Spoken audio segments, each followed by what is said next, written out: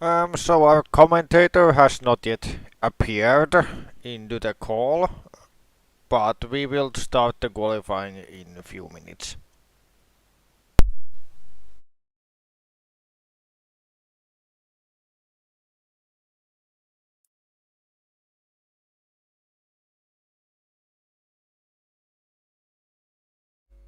God damn it.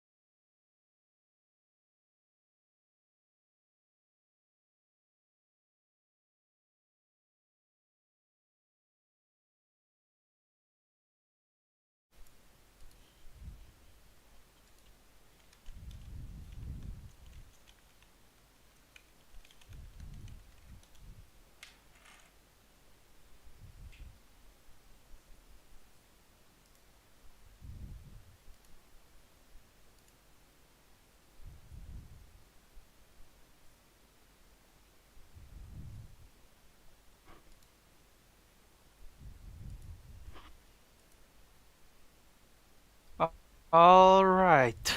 Good afternoon, everybody, or good day, or whatever time it is you're watching this from. And welcome to round. I don't even remember the number of the round, but anyway, we're here at Bathurst, 9 and 10. Mount Panorama in Australia. Oh, yeah, round 9. So, yeah, that's that. And we're here for BTCC, of course. I am your commentator today, Robert Tunescu, and it's time to get going with the qualifying session. Looks like it's Joined going to by be me. what? Yeah, he will commentate alongside me as well.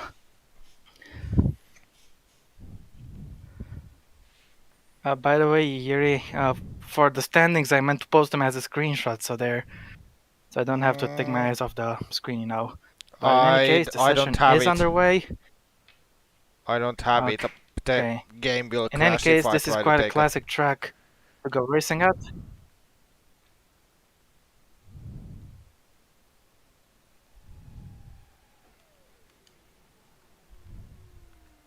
And how are you, everybody? Make sure you let us know.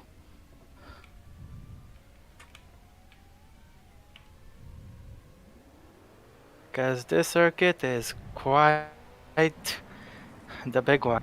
It's not particularly long, My goodness, it's one hell of a racetrack here in New South Wales. And it looks like we got our first car preparing to go out on track is Marvo Koenig, then the Team Dynamic BMW. There we go, he's out onto the track. And quite some heavy, not super heavy, but still, in a wet track, lots of spray being kicked up by the car. Careful of the bumps, of course, here. But yeah, Koenig will be the first one to set a lap in this session, and I'm just gonna get myself a track map so I know all the corner names because I don't know them off the top of my head. But yeah, I'm also gonna take a look at the standings in a little bit, and maybe at the chat. I don't know. But in any case, what do you think of this circuit, Yuri? Mm, I'm not that familiar with this circuit. I know it is one of the more famous circuits in the world, of course. But the series that race here, I haven't actually watched that much.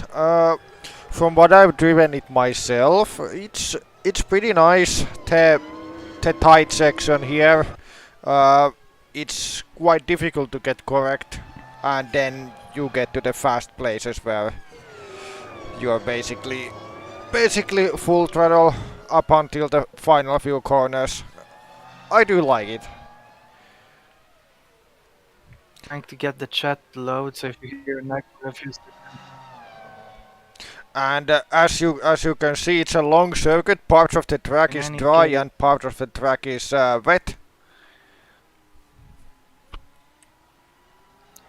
yeah, indeed. So quite some mixed conditions could be, but if the track dries up, there might be a shot.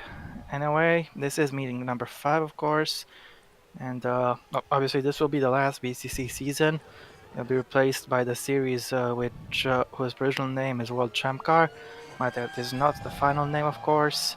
And yeah, Koenig is about to start his lap right about now. And here we go, in towards the first corner. Early on the brakes and hard on the throttle, even in the wet conditions. You need to maximize your exit here, it's absolutely crucial. Take some curb for good measure. Now down the hill towards a long run to turn 2. And my corner names still haven't loaded yet, so I'm in a little bit of trouble. There we go, into turn 2 he's gone, and now he's going to down the run towards 3 and 4. You need to take liberties in sector 1.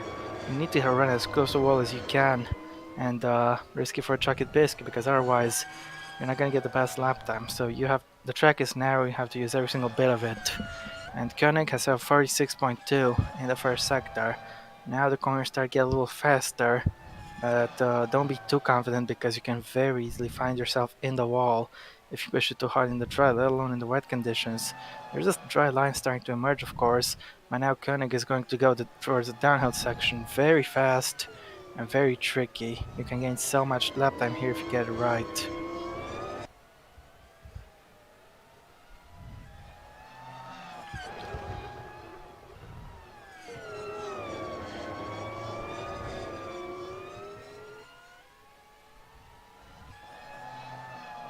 Alright, now then, on to the longest straight of the section, the chase I believe it's called. It's very long and uphill, and it's got flat out right-hander. I'm not sure how flat out it is in these cars, but in any case, it's just a few corners to go for Koenig. And here we go, up the hill, Koenig will not finish the into the lap. chicane. He's got a problem. No, he's on the wrong Or he's tires. So he will very go back to the interesting. pit lane. Lap abandoned. Will he be the only one to do that? Let's see what Andrei Sazonov is going to do. He's abandoning the lap as well. There's Blackwood another car isn't. behind, that's Jafari Blackwood, and he's carrying on. He's going to finish the lap. And through the last corner, Jafari Blackwood will be the first car to set a time. First out of 20 so far, of course, because 2 bailed out. But Blackwood sets a 2 minute 11.3. Quite a long track, of course, and these cars aren't exactly super fast, so the lap times are quite high. Rino Gonzalez is up next, and the Spaniard is 2.5 seconds slower. So it's second, of course. Now even Carpenter takes it. Newerville this time next. She takes it. She goes to second. A full second behind Blackwood. Shimon Mutka finishing his lap to go third fastest. Jake Tilsley is up next. What is he going to do crossing the line? I don't know, but James Sturt has gone quickest. Tilsley's gone second, actually. And up next, who is it going to be crossing the line? I see some more people bailing out and into the pits, but Brandon Jackson is not one of them. Let's see how he's got into the final corner. Of course, the track is getting drier, and some people have been caught out sticking on the inners. But it's a good news for everybody else because the track is getting better. So these lap times will, of course, not be representative as Jackson goes to fourth for now, and a whole lot of cars diving into the pit lane. Only 8 laps did a lap. Only 8 cars did a Yeah. lap. Obviously, here in BTCC, not everybody gets to do the first run. It's a little bit different to the other series, but everyone will get their runs done in the end, of course. It's only a matter of time. And I, th- I think it's not exactly a risk to go out into the pits like this. I don't think anybody did anything wrong because the track is getting better, so it doesn't matter if you're in the on track or in the pits right now. The track will be faster, so it's important to be on the track later, not now. These laps are just reconnaissance, I guess. But in any case, James Sturt is on provisional pole, though not a lot of cars have done a lap. Looks like some people are going out right now already. Is that it's Zachary Fitzwater? He's not been out on track before, so this is his first proper run. He didn't abandon his lap because he never had a lap in the first place. Now he's out on track.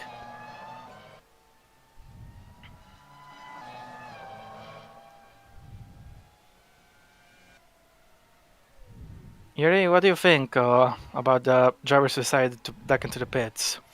I think some of the teams put the cars into different tire sets, and for about half of them it seemed like the lap times weren't good enough to keep going to the end, so they decided to save the car a little bit and go in and change the change the tires and wait for a bit for maybe better conditions. But if the rain now increases suddenly, it's going to be very bad news for them as they will have worse track conditions to make the lap.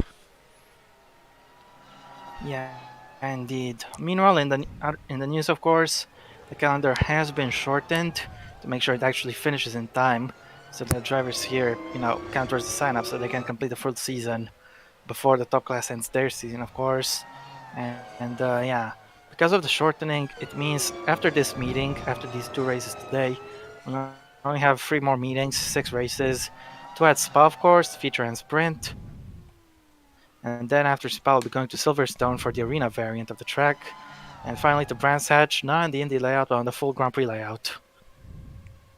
Now, what do you think of the shortening gear, since obviously you're the one come up with the idea? What do you think of the tracks we got left? Uh, we had to do it to. I would not have had time to do the other races. Plus, the tracks that I left are tracks which I feel like they could have some good racing, and the tracks that were left out, I think it would have been just a bump fest anyway. Yeah, that's true. It makes sense. And now Zachary Fitzwater is The starting track doesn't his lap. look that good, Into, especially in third sector. mm, well, into Hell Corner, he's got a decent exit, not taking a lot of curb, and onto the front straight. Let's see what Fitzwater is going to be able to get done in the first sector. And looks like Ari Blackwood is also out on track. Are the guys who've already done a lap. But have a lot of people got it wrong, and if the track is indeed getting worse, could this be a bad omen for everybody? Let's see, as Fizzwater exits the second corner.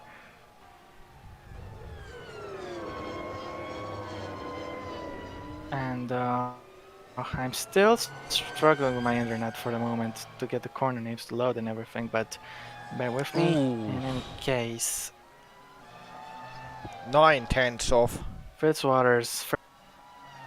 Yeah, that But could be now we also are on in. pace. Who knows, really? Now we are in the dry part of the track. Let's see what Fitzwater can do. Either way, this is quite a fascinating qualifying session. Everyone who's already done a lap is on track except for the bolster start. As now Fitzwater will approach the second sector split. Down the hill we go. Careful with the apex there. You don't want to get on the throttle too early. Could send you some big wheel spin, and that wouldn't be good for your chances. But now Fitzroy goes up the chase and up the Ooh, hill. yeah. And he's actually gone purple in the middle sector. He's So he back a full he lost second. a second and then gained the second back on the dry part of the track. So this is going to be Yeah, but really this sector interesting. 3 is wet, so I don't think he'll be staying up top. Just just a little bit to go. Just one more corner after this. I think it's called Murray or something. Without the or something, of course. But in any case, let's see what sort of lap Zachary Fitzroy is going to do as he's exiting the last corner right about now. And how much time has he lost in S3? We're gonna find out now as he crosses the line. It is actually enough to go pole by just 300ths of a second. Andre Sazonov, the championship leader, slots himself in fourth as Kyle Moratelli, the first race winner of the season, smashes it and goes on provisional pole by over a second. Marva Koenig up next, who abandoned his first lap, now goes second. As Michael Arfield is next to cross the line. What is he going to do? He's going to go second. You have Blake Moore, and what is he going to do? He's going to cross the line right now, and his lap is good enough for P4. Jake Tilsley starts a lap, having abandoned his previous one. No, he didn't abandon the previous one, sorry. As Patrick Borgi is up next, Sturt still hasn't gone out again. Borgi goes P2, on Almeida is next, and he's holding up another car. Almeida goes 5th, and Jackson has just started his lap. The double race winner from the previous meeting, of course. As now we have Miran Evci in Volvo. And what sort of lap is he going to set? Look at his time. I don't think it'll be good enough for pole, of course not, but it's P7. Decent, as Bruno Barros, the most experienced driver in this tier, crosses the line to slow himself into P4. Emil Nielsen is up next for Murray's. And what lap is he going to do? Here we go. Across the line goes Nielsen, and the track is definitely faster than before, I feel. But Nielsen only goes P8 as Igor Peter now smashes it and takes pole by 4/10 of a second. Natas Martins is up next. Sorry, Martins was the first race winner of the season, not Moratelli. I confused them because they were Brazilian and everything. But in any case, Martins goes 14th only. Here have Toby Holloway, the last driver out left to set a lap, and this lap is good enough for 17th only. That completes the quote-unquote first runs, because for some people it was the second run.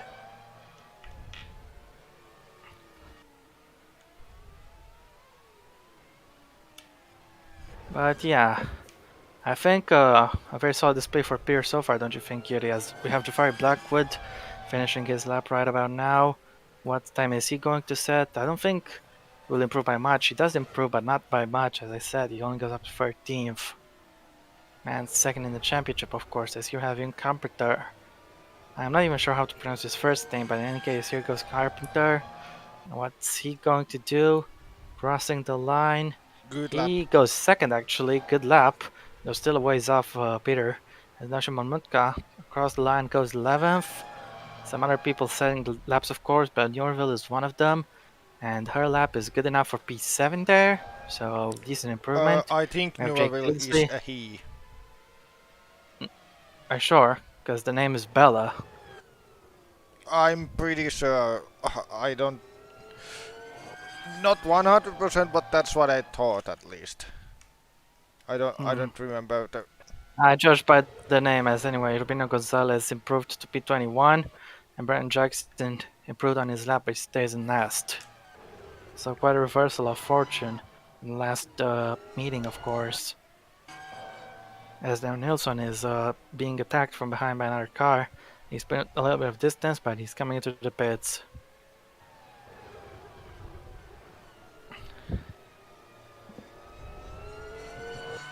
And I finally got the corner names and everything, so that's a relief. I'm gonna post it in the Discord chat just for good measure, so I have it available at all times, so I don't actually have to scroll through different tabs and everything. But I don't believe anyone's on a flyer right now. It's just people on their in laps. Yep, everybody is on their in lap. Including Blackwood, of course, who is about to come in a few dozen seconds time. But who will be first one to go out for the next run? We're already halfway done with the session, so definitely a whole lot of people are not gonna get fourth runs. Championship Zandy leader is Sazonov, out. yeah, he's out on track, and he's going to be going out for his second run. But overall, this is the third run, of course. This is one very unusual qualifying session, though I'm gonna say that. The track appears to be getting better, but it's still very wet. It's getting better at places and worse in other places, so there's definitely terrain cloud is splitting the track. Let's put it like that. Yeah, indeed. Well, this is quite a lengthy circuit, and the way it's designed, you can go from one place. What I'm saying is, you can go from the start finish straight. I You can actually travel didn't like quite a big didn't distance. actually didn't know GP4 was capable of this kind of conditions, but Well, the longer the track, the more likely it is. I'm saying it's not very compact. It's a very the shape of the track itself is rather long, especially sector 3 of course, which is pretty much just the the edge of a rectangle if you ignore the chase. But yeah, Sazonov leading the championship by over 20 points, I believe it is. I have the standings on me, but let's just make sure. Actually, 29 points, so just under 30 points. But right now in P19, I'm sure he doesn't want to be there. Obviously, it's not possible to clinch the championship right now. It's still a long way away, but okay, now Sazonov the is having a good season so far. bad news for Sachano, the track seems to be now fully wet.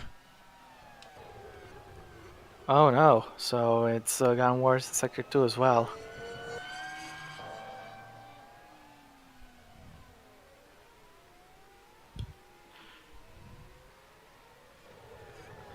Well, here we go. I guess there's not much else to say than that, but Sazonov is going to begin his lap. And let's see if he can improve even with these conditions. If there is someone else going out right about now, it's a black car. And I'm not quite able to discern who it is. As Sazonov goes into Hell Corner, an all-right exit takes him curb there. And has got a decent run to the mountain straight. It is called, and towards turn 2, which is Quali. Let's see what Sazanov's got in his bag. In towards Quali, yep, there we go. It's a very interesting corner. It's very easy to overshoot, but you need to be confident in it. As now down the hill we go towards the cutting, and let's see. Sazonov needs to be very careful. You have to brake and turn at the same time. It's a corner not unlike Bahrain's turn 10. As up the hill we go now for turn 5, and now into Griffin's Mount, and in towards turn 7 of Reed Park, which is the next corner here. Sazonov first sector wasn't too atrocious, emphasis on 2, and now down Frog Hollow. These names are quite interesting, and now to turn 9 of Solomon Park, and to John Hinksman Park, or is that what I said? John Hinsman Vista, sorry. To McPhilmy Park, and now to Skyline, and down the hill we go through the S's, and yeah, here we go for the S's. It's the most entertaining part of the track, I think. It's very, very flowing. It's not exactly high speed, but it it feels like it's over really quickly by just how quickly they come on one after the other. Anyway, he's just exited the Dipper, near to Forest Elbow, the flat out left-hand king, sorry, onto the Conrad Straight, and he'll be going up the hill towards Chase, and this lap is woeful. Conditions have definitely gotten worse.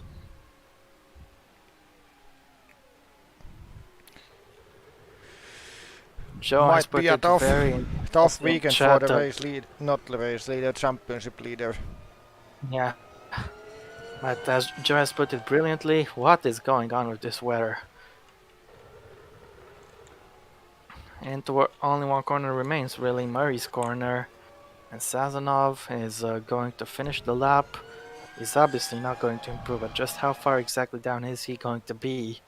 And the answer to that question is about 5.5 seconds. Kyle Moratelli is next to cross the line, and I made a mistake once again, because the first race winner of the season was actually Sazonov in a sprint, but in the feature race it was Martins who won. Fitzward can't improve either, obviously. FG Mukas are starting some laps, as he'll have break more, and he's not exactly on track at the right time right now, but yeah, he's up into P11, and he's going to cross the line right now. What's he going to do? He's not going to do anything. The bar is only 3.3 seconds down. That was an amazing lap. Unfortunately, it's not going to do him very much good. As now Patrick Borghi crosses the line. He's 5 seconds down. Juan Almeida is next, and how far down is he going to be? 4.4 seconds down. Still needs a little bit more work. And yeah, Arfield 4.8 seconds down. Koenig, what's Koenig going to do on this lap? Not much. Just 4.7 seconds behind. Emil Nilsson next to cross the line. 3.5 only. That was an impressive lap. Shame it's not an improvement. No But in rewards these for doing conditions, you that can't lap. help but. Yeah, exactly. Maybe just some feel-good moments. If we get a miracle, I wouldn't even call it a miracle because this session has been so unpredictable. Anything could happen. So it's not like in the realm of miracles for the track to dry up again. As Jonas Martins is 4.4 seconds down. Toby Holloway up next, and this lap could actually be good. Well, good enough for to be 3.3 seconds down. He got better 3.2, the pole sitter. So he'll be very happy with that lap. Even if it would have put him last on the grid, if he didn't set his pole lap, of course. As now we have Bella Newerville. What is she or he or whatever? I don't know if she's a girl or if he's a boy. But judging by the name Bella, I think she is going to not improve on this lap. And nope, no improvement for Newerville. We have Ian Carpenter, obviously no improvement, 5 seconds down. Aaron Efchi is about to cross the line as he goes into Murray's now. 23rd and last corner of the circuit. And Efchi is not going to improve, of course. 3.2 seconds down, the track might be getting just a little bit faster. Jake Tilsley, 4.4 down. Blackwood, 3.4 down. If the race is like this, it's gonna be one hell of a ride. I'm gonna tell you that much. How do you think? Yeah, will be very I think, tactical race. yeah, mixed races are very interesting. Mixed qualifyings, not so much because if it gets wetter, obviously nobody's gonna be able to improve. Best lap times will be set when the track was dry out. When it starts wet and changes, then it's more interesting in qualifying. Yeah, indeed. But a race, uh, a, a mixed race is interesting no matter which way it goes, is what I was trying to say. Yeah, that is correct. With all the tire strategy and stuff we saw in the Japanese GP of F1 in Wednesday, that picking the wrong tires can ruin your win chances, as Armor Car found out. Hmm. Yeah, indeed. And now Bella Newerville is coming into the pits.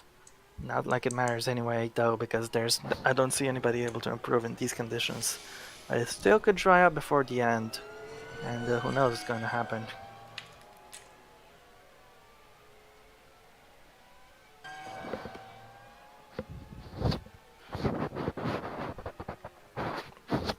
And Comforter is also coming in. So are these guys, Mutka and Evchi, Tilsley, we're on board with Miran Evchi. And yeah, he's gonna dive into the pits right about now. Darting to the left, of course. So there's Simon Mutka. And Jake Tilsley up next.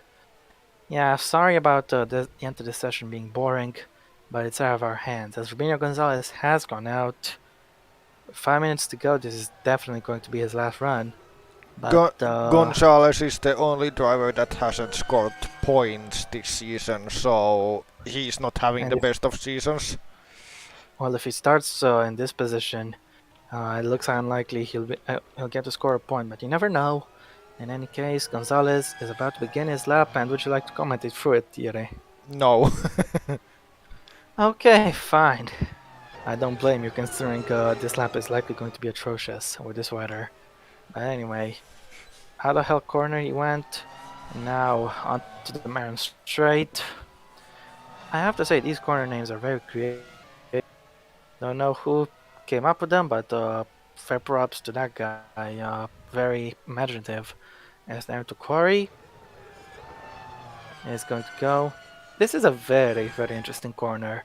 You have to go. You have to break up late and powerfully with a lot of force. I mean, break late with a lot of force, and then get on the throttle just as quickly, because you're right back up, down around towards the cutting.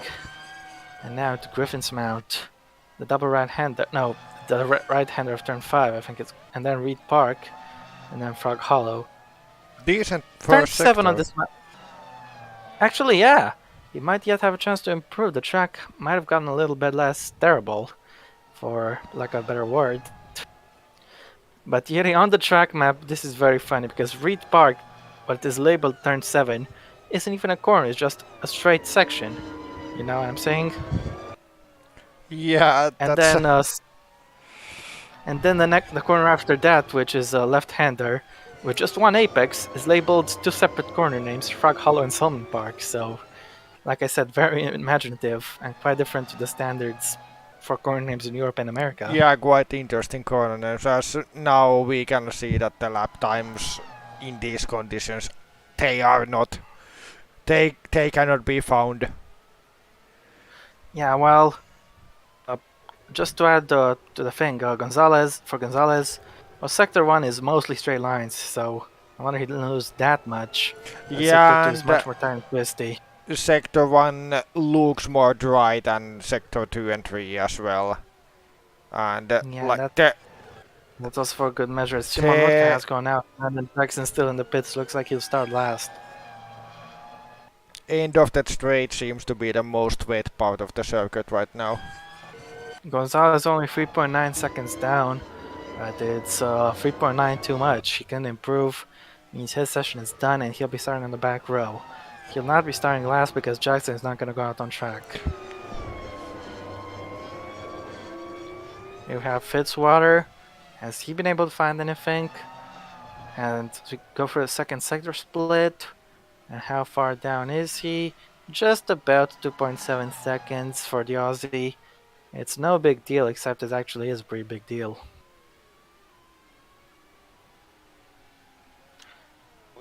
Up into the chase. Chase will probably be the main overtaking opportunity when I get to the race. But for a track like this, and with cars like these, because this track is perfect for touring cars, every and any corner could be an overtaking opportunity, I think. It's not like F1 cars which have trouble following others. These cars are built for side-by-side racing, and sometimes for a little bit of friendly shoves along the way. As Fitzwater, 2.7 seconds down. Only 1 second off his personal best, actually, so the track is getting a little bit better, but a little too late. As Andrei Sazonov, the championship leader, will start this race from P19, I'm afraid. He was beating James Sturt, so Sturt doesn't get back on original pole. Guy Moratelli next to cross the line obviously is not going to improve 5 seconds down. Medanevci and Jake Dilsey are going to start some laps, same for Bill Newville. And Ian Carpenter, as here we have Blake Moore, still in 11th of course, due to the weather staying pretty crappy. But in any case, one last shot to try and prove his position before the race. Very long shot, if I Won't dare need to say cut so. all corners to get any improvement out of this. Well, on a track like this, it's pretty much impossible to corner cut because there's grass everywhere. Okay, maybe the chase could be cut a little bit, but aside from that, not really possible. As you have Julian Almeida, and I called him Juan the entire time, it was Julian, my mistake. Bruno Barros, 4.9 seconds down. Patrick Borghi will be starting in P4, but he's way down on this lap. Just 15 seconds on the clock. And for Toby Holloway, it's going to be an end to this session. He is in P20, so not a good performance today, but he can still make up for it in the two races we got in store for you. 4.8 seconds down. Checkered flag is now out. Michael Arfield will finish his session, and obviously he's not going to improve. He's got that yellow car crossing the line of Jonas Martins. 3.6 seconds down, but down means down, so and if you're down, you're not going to improve. And yeah, that's that. Marvin Koenig was the first one to go on track today, but he'll be starting P9 on the grid. No improvement here, of course. Koenig is done for today. Emil Nilsson is next, and he's beating a black car. The black car coming into the pits actually, but here we have Nilsson in the Toyota Secure Core. What is he going to do? How far down is he going to be from an improvement? Because obviously he's not going to improve. And he's only 4.7 seconds down. Not too atrocious. As here we have the pole sitter, not just provisional, because there's nobody who can take it away from him, let's be honest. But here we have Igor Peter. And how far down is he going to be? Only 3.6. So yeah, Igor Peter will be on pole. He'll take that point for pole position, of course. In this category, you get points for leading a lap, for being on pole, and for fastest lap, in addition to the points you get from your finishing position, of course. As you have Miran FG crossing the line, he will be starting in 14th today, 3.2 seconds down, as Jake Tilsley is up next, and he is quite a way down. No surprise in this shitty weather. Shibanutka will cross the line next.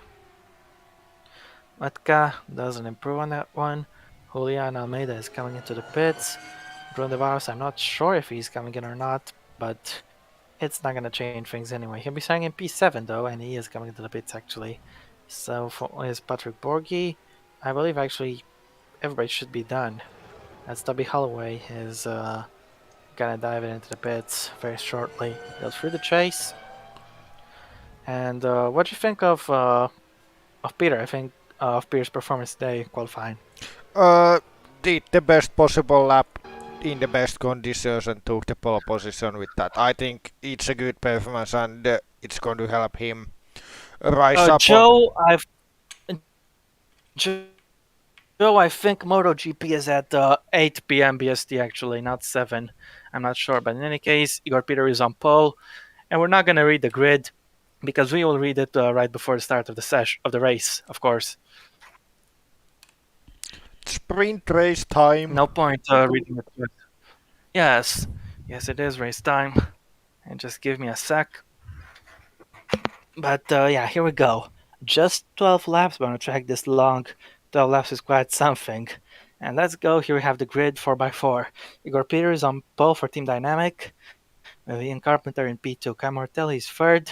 Patrick Borgi in the Nissan fourth. In P5, Michael Orfield. P6, Jake Tildesley. P7, Bruno de Barros. P8, Belan Nuvaril. Yeah, Marva Koenig is P9 with Julian Almeida. P10, Blake Moore, rounding out the first half of the pack. And P11, Emil Nilsson. And the garbage photo is the wrong way around in P12.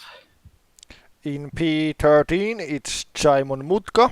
And P14, Miran Evci, the tactician. P15, Zachary Fitzwater. P16, James Sturt. Yeah, Jafari Blackwood is in P17.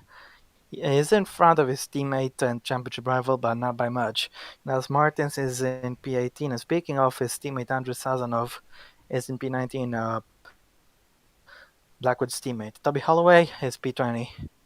And in P21, Rubinho Gonzalez in the Securico, which is going to start the wrong way around, and Brandon Jackson starts in last place.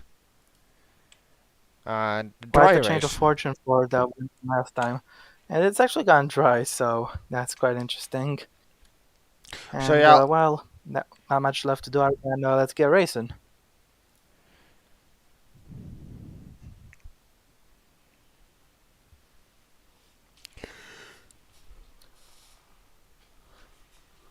Also, let us know your thoughts on that F1 race we had today. I think it was okay, nothing too special, but the racing was better than the average Australia race. So the new track layout obviously helped. What do you think, Yeri? Well, it wasn't the most exciting stuff. But decent. My driver got points, so it's all good. Well, in any case, here we go, 5 lights. And now we are racing. Peter on the right of the screen and Carpenter on the left. Who's gonna get a better run into her corner? My driver got points, so it's all. Alright. Fuck's sake, echo. And now I muted the echo. But in any case, Beer continues to lead. That's a long round down to Query, but he'll be able to hold on. Meanwhile, Mortelli trying to make a move, and the car's all blacked out for a little bit. Yeah, it's It's a bug strange. with the But in any mod. case, you have Borgi. I see. Borgi's been overtaken by Bruno Bowers, has made a great move. Dilsey is up to fourth, as Carpenter is holding off Mortelli. Beer seems to pull away a little bit. And yeah, Mortelli's still in third, as Peter has eked out a little bit of a gap. Let's see what's going to happen next. Dilsley is quite close behind. Mutka's lost a couple of places, Elchi up to 13th, Koenig down to 11th. And quite aggressive right off the bat is everybody. You can see the position changes there. The Barros and Tilsey, the big gainers with 2. Arfield, last 3 places, are quite a big loss for him. But it's not like there's no time to recover. Now Peter's lost a lot of time in this middle sector. Down the S as we go, and in towards the Dipper. And let's see if Peter will be under some pressure from Carpenter. It's a long round down Conrad straight and through Forrest's elbow, up towards the chase. And Carpenter is pretty close. He'll be getting in a slipstream, and it's a long run, so he's making use of that slipstream for sure. Will he be able to make a move into the chase or not? It looks like he's already thinking about it. He's going to have the inside for turn 20, which is going to turn to the outside for 21. But he's taken that early and made the move nicely. Peter drops down to second. He won't even lead a lap unless he takes that position back by force. And there is a possibility to overtake into Murray's corner. Let's see if he's going to take it. He is going to try. And he muscles his way back past. Who's going to lead this lap though? Is it going to be Peter? And it's not actually going to be Peter. No, Peter doesn't lead the lap. Carpenter will have that 1 point for leading the lap no matter where he finishes. And now they've crashed. And Carpenter might not finish that one because he's been spun around. But can he keep going? He actually can keep going. Looks like Kyle Mortelli's taking the lead as a result of this melee. What do you think of that incident? Looked a bit interesting, but I'm trying to find. There was a yellow flag at the back of the circuit, and oh, there it is. It's Blackwood goes. He's crashed it.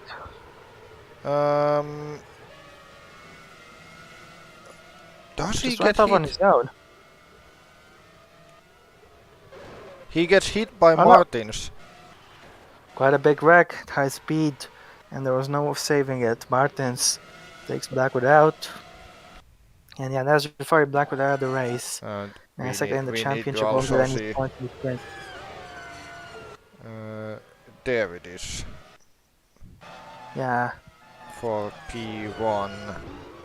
Carpenter is gonna get that point for leading a lap, but I don't think he's gonna lead any further laps because Peter came very, very aggressively, and it looks like he didn't try to turn into the corner really. Carpenter turned in, but Peter didn't want to leave him the space to actually make Yeah, that to actually get it turned there's around. more shit And someone else has happening. gone wide. Yes, looks like Martins. Oh, he's got his retribution for taking out the Blackwood right about immediately. Holloway, the man who hit him, spun himself around meanwhile, so quite a commotion here. Carpenter And is not going to get any that's points apart Holloway from that out one from leading the first lap. or not? Yeah. Well, he's got damage, but he's out on track. Meanwhile, looks like Martins has beached it. So quite literally, one corner after wiping out Blackwood, he crashes out as well. As now Peter dropped down to second as a result of that little tumble. I'm not sure if I should blame him or the other guy, Carpenter. But in any case, Peter is still up in the high points places, and he's gonna try again for the lead again. Mortelli has inherited the lead from that mess, but I'm not sure how much longer he can hold on to it. Yeah, I'm going to try to see if I can, when I do the grid for the feature race, I'm going to check if I can do something about that turn 1. That was disgusting. Alright. In any case, Tilsley also trying to line up the bars for a move. The bars gained a lot of places, started 7th, and he's now up into 3rd, but now drops down to 4th because Tilsley makes the move.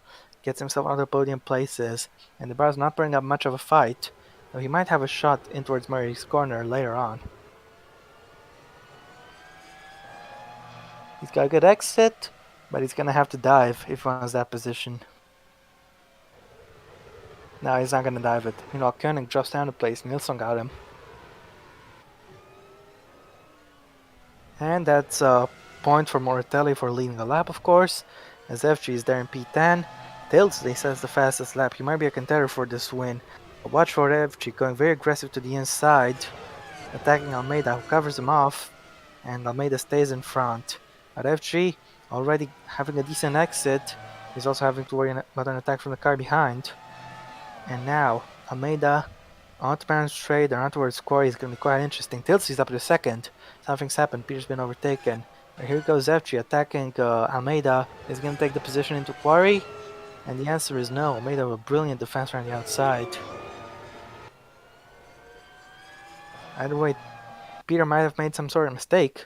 He's around the back of Moratelli, but now Tilsley's got him. Looks like he had a very bad exit from Hell Corner. And Tilsley was just able to stick it down his inside. This little stumble has allowed Moratelli to pull away a little bit. He's got a second advantage as Holloway still in the race, but dived into the pits. And now Newerville, up in P5, racing the cars in front of the Barros and Peter. Down the S's we go.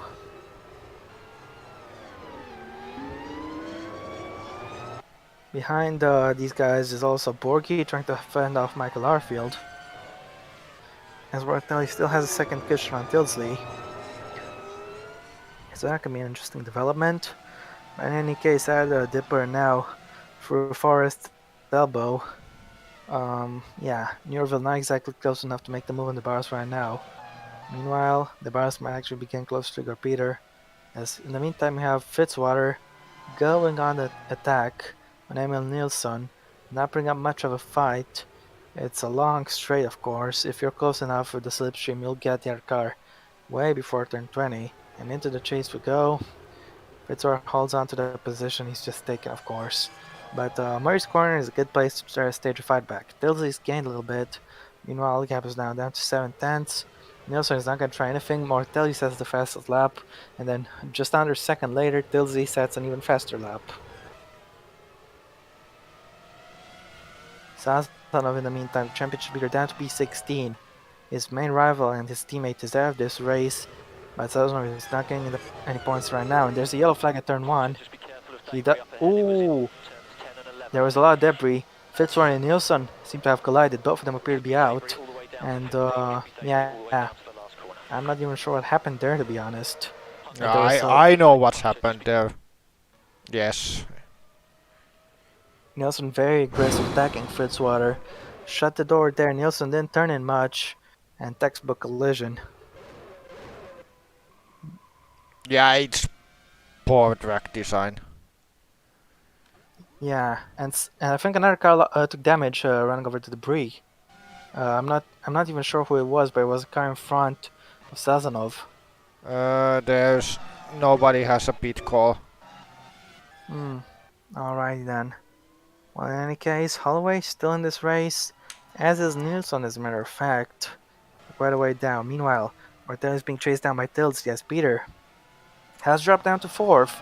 He's been overtaken by the Barros, by his compatriot who's taken third as we go into Skyline and down the S's. Left and right and left and right, then left and right. It's a nauseating but also fascinating sequence of corners that ends in this downhill left hand of the Dipper. I'm not sure if you'd call it a hairpin or not, but it's a very, very entertaining corner. An exit from the Dipper, a good exit is crucial as it launches you to the very long Conrad straight. Now the run up the hill towards the chase. Turn 20 is, I guess you could call it a blind apex considering the incline, but in any case it's not a hard apex, as we have an attempt of a move here. Moore tried to make a move on Borghi, but the Italian held him off in the knee stand. Sazonov meanwhile has overtaken Mutka, up to 13th place, Gonzalez up to 15th. So Gonzalez just a few places away from some points, as we have a dive bomb here. Let's see, has Moore got him? He's got him, yes, great effort. But he is himself vulnerable to a counterattack from Borgi. Borgi's not had a terrible exit. Let's see if he can make the switchback work. He's gonna dive into turn 1, and the result was, I guess you could say, obvious, but at least they didn't wipe each other out. Moore was pushed off the track and lost the position to Borgi, but Julian Almeida is trying to take advantage of this as well. Let's see if he'll get these guys onto Mountain Straight, or if Mir and FG will get the jump on all these guys. I think FG is going to make the move on Almeida. No, he's not. Almeida's closing the door. FG moving quite a lot. He's gonna try to go for the outside. No, he's staying put. I'd run more on a lot of pressure from these guys. Still he's closing in on Martelli. Newerville also trying to tango with Igor Peter. Peter's pace has not been too great, and he didn't even get the point for leading the lap. I don't think he's gonna get that anytime soon because he's not gonna be back in the lead of this race. But it was very close there at the end of lap 1 before that fateful collision. If we have an attempt of a move here, that was not the best idea for Newerville, but it didn't cost her too much, as now we approach Skyline. Is she under attack from Arfield? She is, but Arfield can't exactly make a move in this section. You can't overtake here unless you're willing to get your elbows out and scrape off some carbon fiber and hit the other car off pretty much. So yeah, it's quite difficult to make a move to those corners, but if you are brave enough, you can go for it. In any case, Newerville is getting a great run on Peter onto the Conrad straight. He's gonna have no trouble making a move down the inside. She's already alongside in the head, and not much Peter can do. He is gonna try to counterattack though. Newerville made the move quite early, meaning Peter is gonna get some slipstream on the run towards the chase, but he didn't think about trying to counterattack and regain the position. Might have a shine to Murray's corner though, who knows. Newerville felt the need to go defensive, took a tighter line. Could cost her a little bit, as Peter is still close. He might have a shot into the first corner. Let's see if he's gonna go for it. Newerville once again going defensive, going onto the inside line, and this has helped Peter stay close. He's gonna have a great line here to try to retake his B4. It's a long run down to Corey, and now this is gonna help him using the slipstream. He's gonna need to get the overlap to be ahead heading into the braking zone. It's not a long braking zone, but it's a hard one. So you have to be in front to make it work. And very close here, but Newerville has been able to hold on. That's it for Peter. He's not gonna be able to get that place back. Some good racing there. Yeah, so looks like some people can race cleanly on this track, but as long as you don't try and move into turn 1, that's just not going to work. Well, in any case, Peter is already dropped off of Newerville. He had to get her into Quarry if you want to take that place, otherwise it's going to be impossible. And now we can't do much. Newerville is attacking the Barros, and the Barros holds on to the position. Peter has to deal with Arfield in the meantime, the battle for P5. As now, there's Skyline, and then yes, we have a battle here for the lead as well. So P1 and P2 are battling, P3 and P4 are battling, P5 and P6 are battling. It's all over the place, but Mortelli's done a good job leading the race for the past few laps. He's taken the lead at the start of lap 2 after that collision at turn 1 between the leaders. He's held on to it ever since, but that might change right now. Jay Tilsley is gaining heavily in the slipstream. He was second down at the start of this lap, now he's going to be ahead if he can just get the overlap he needs. He hasn't got it yet. Is he going to save it until the chase? Arfield, meanwhile, has made the move, and so is Newerville.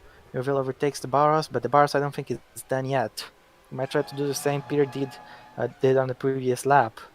Tilsley, meanwhile, still stuck in second, but he's forcing Martelli to go defensive. This is going to compromise his exit, and we got yellow. At the chase, it's Peter who's gone wide. Has he been pushed off, or did he go off on his own? Looks like he might have been pushed off after all, or rather he did the pushing because he just hit Arfield. That was clumsy.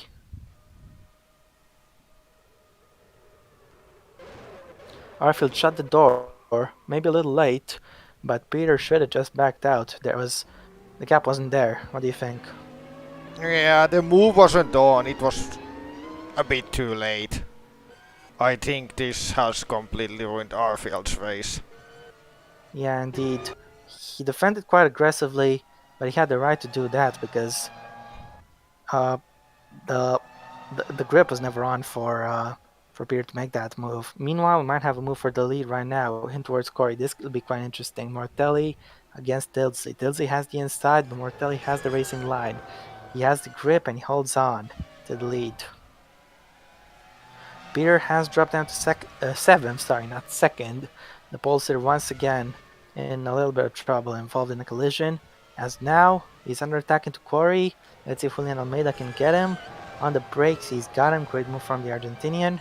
As Sazanov is all the way up to 11th. Good job from the championship leader. Solid recovery so far as Nilsson and Holloway bring up the rear of the field.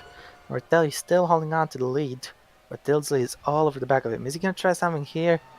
No, pretty much impossible. Let's see if he's gonna be brave enough into Skyline. No, hardly any room. But Tilsley's gonna get another shot out of the dipper onto the Conrad straight. I think he might have a much better chance this time.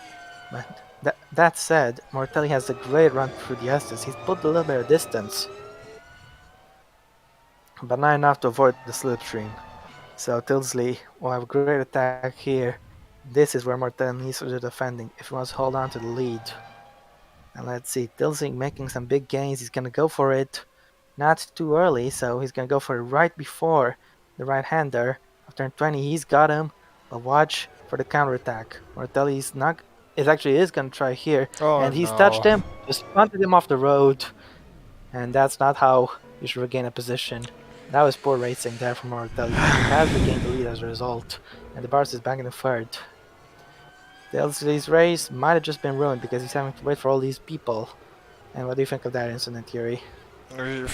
I will say it's the game's fault, to be honest. It's the cars are unable to race that well here. In any case, I don't think Tilsley did anything wrong. I think this one is entirely on Mortelli. One forget I wasn't there. And big stakes, of course, he did to retake the lead. He retook that lead, but if this tier had penalties for crash like that, I think that would be a penalty for sure. But in any case, Sazonov has been promoted to P10 as a result of that, and now he's gonna try to go for P9, trying to overtake FG into Quali. FG's car is quite longer though, so he has a wheelbase advantage, but and that gives him some better grip in the fast corner. They're still side by side, but FG has to concede.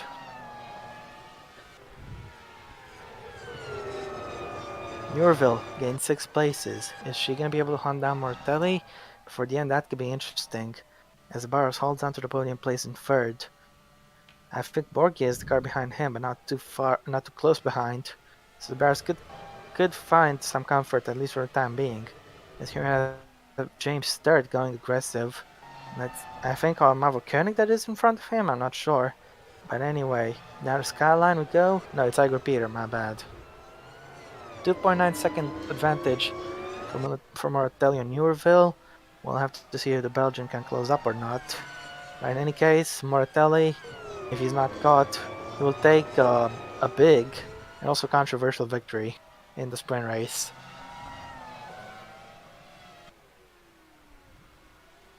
Sturt, meanwhile, is getting quite rapidly onto Igor Peter. He's gonna try to get him up the Conrad straight and in before the chase. Yeah, he's got him quite quickly. Is Peter gonna try to make that counterattack once again, like he did before? No, Sturt covers off the inside. Great thinking there, and he's kept the position. But that's gonna allow Peter to stay close on the run towards Murray's corner. This short straight. Is he gonna send it into front corner? He is. Sturt shuts the door, and this could end ugly. Thankfully, it doesn't. They're still side by side. Sturt in front, Peter behind, and Sazor is gonna try to squeeze around the inside here. Switches to the inside. He's gonna send it. No, he thinks better of it, and for good measure. Looks like Peter's counterattack failed. He's gonna have to worry about losing another position because here comes Andrei Sazonov. Shooting for the inside already in towards Quali. It's a long run to the corner, but you need to have the overlap to even stand a chance. And he's got that overlap. And he's taken the place much more comfortably than he did on the previous lap in his fight with FG. So yeah, Peter drops down to P9. Quite a big loss for the pulse there. As in the top 10, Borg is the only one whose position hasn't changed since the start. Newville gained 2/10 of Mortelli meanwhile, but that's not going to be enough if she wants to friend for the win. FG meanwhile is pressuring Peter. Yeah, Peter has no race pace at all at the moment. So looks like the pole position in the wet conditions was a fluke. Or maybe I won't say that. Uh, Maybe just the setup was wrong for the race, but you could still find some fixes in time for the future race. In any case, there's also Pierce's teammate Marva Koenig behind, so if she's sandwiched by the two BMW guys. For the Dipper, he's not too far behind. He's taking advantage of some good slipstream. You don't want to be too close to the other guy out of the Dipper because you're not if you're right on the other guy's gearbox, you're not going to get much slipstream, and you need that slipstream to make the move. He's already made the move. Peter drops down to 10th, but he is gonna try to fight back. You know he is, but not here. He's gonna hang back. 3 laps to go. He's gonna try to go for it in the last corner, just like he did before. 2.3. Mortelli has lost some more ground to Newerville. She is making more rapid gains, but at this rate, Mortelli will hold on to the lead. So it's very interesting.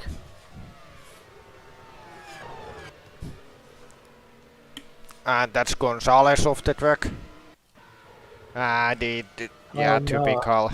Yeah. Gets hit by I'm not sure what Carpenter Carpenter was doing there, to be honest.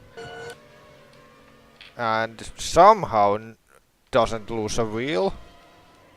But I mean, the car's stuck, so that's his race in over. any case, yeah, he's not gonna get a lot of points from this one.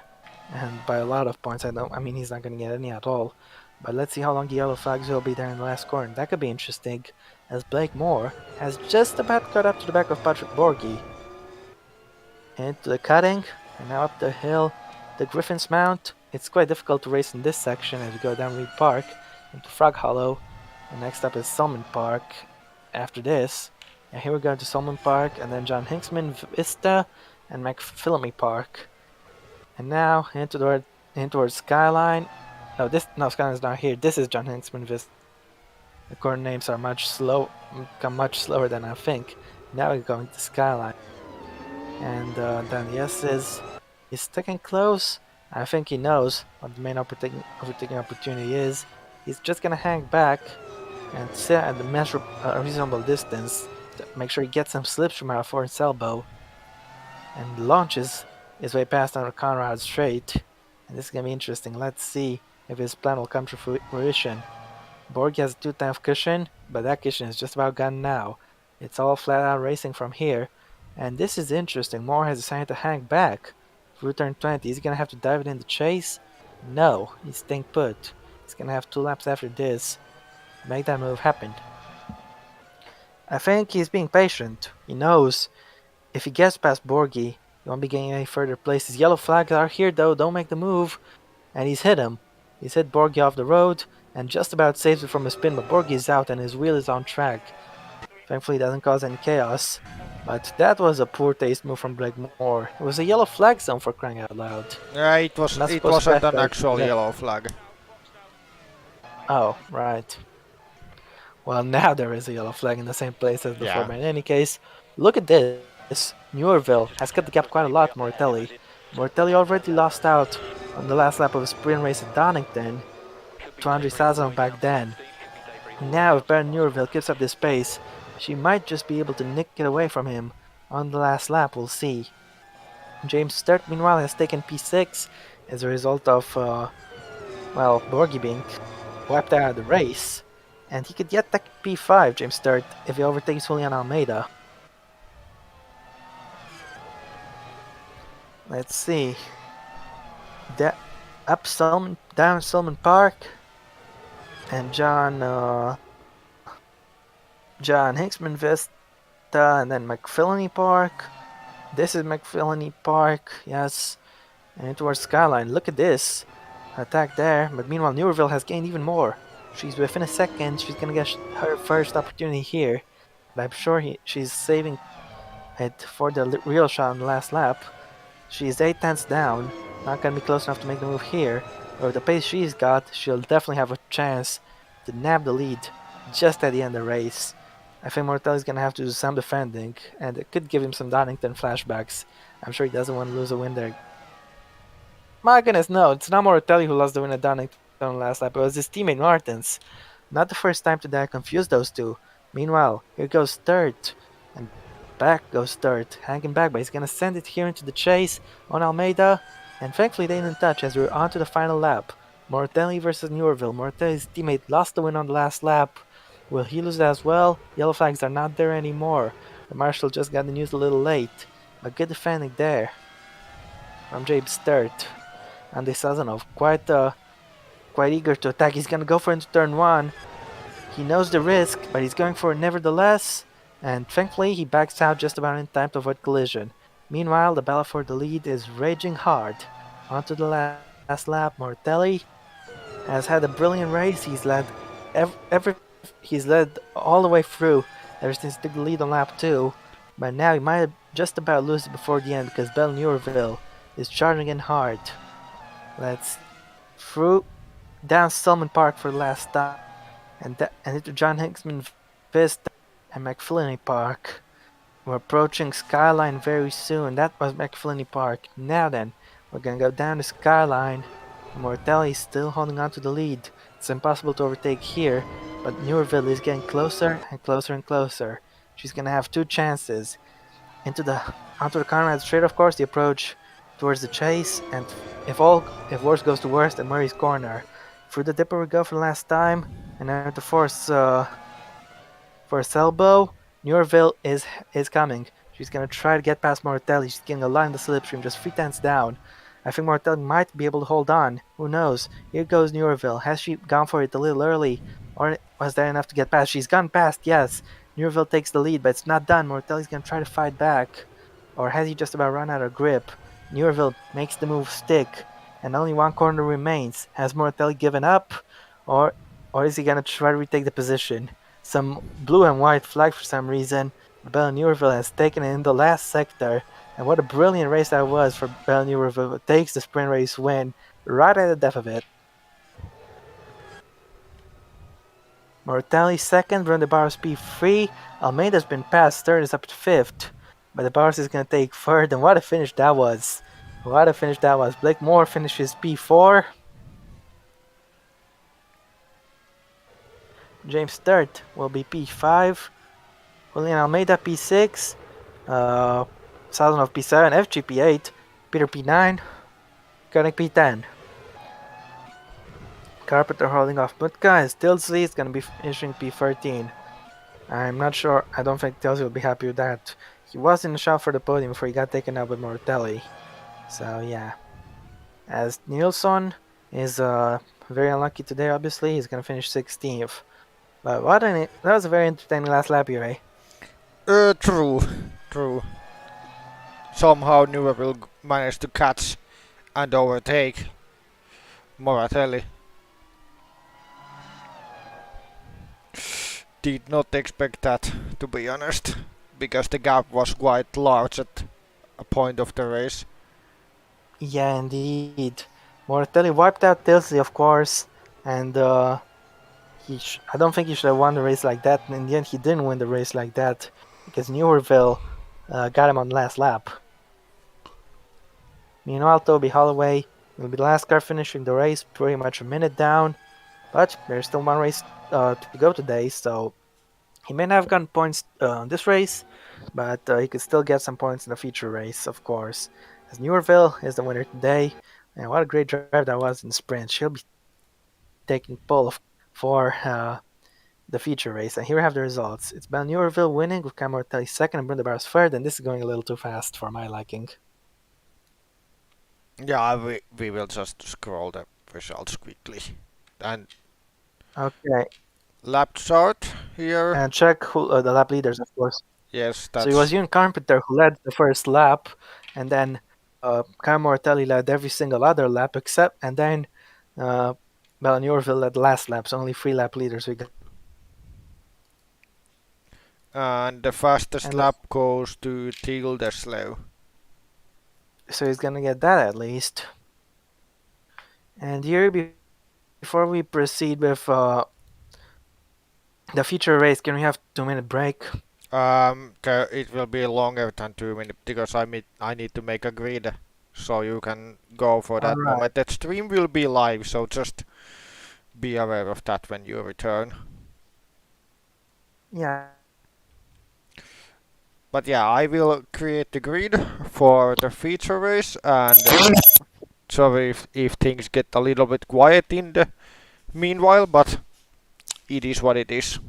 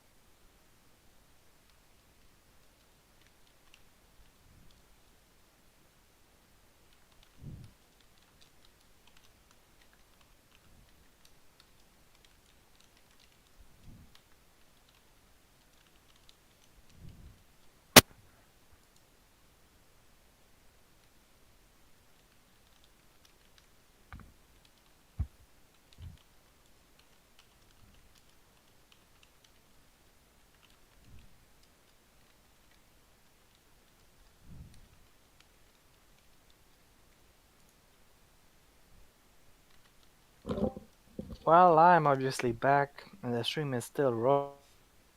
Not much to talk about. Just be patient. It won't take long.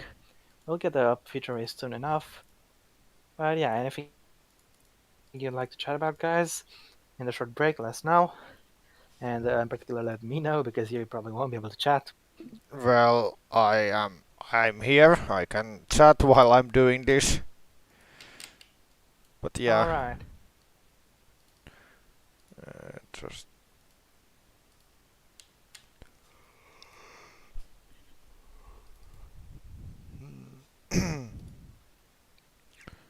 and there's the performance stuff, so I can make the grid.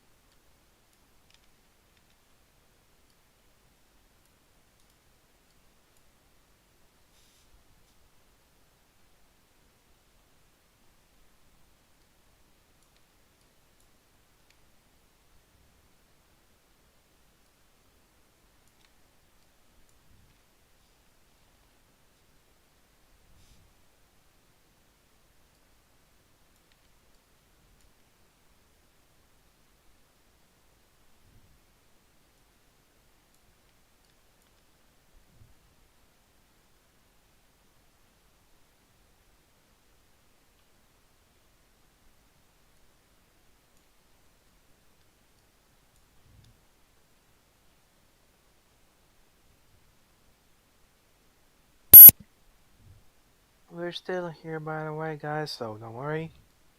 Just waiting around a little bit. Yeah, aka creating the grid. Just it is a little tedious to edit the numbers. Yeah, I understand.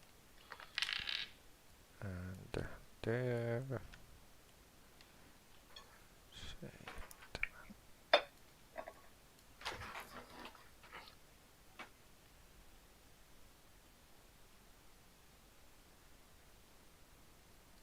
This is where ad break will be nice.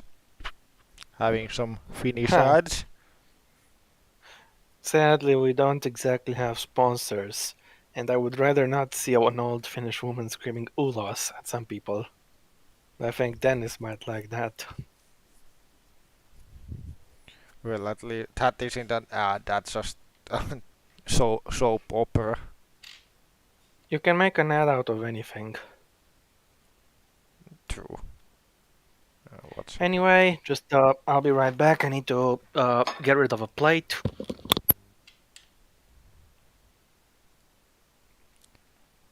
he's dropping plates.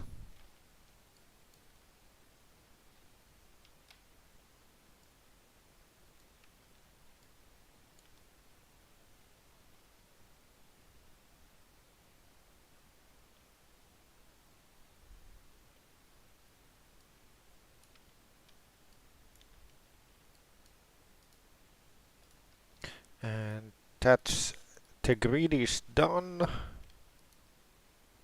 And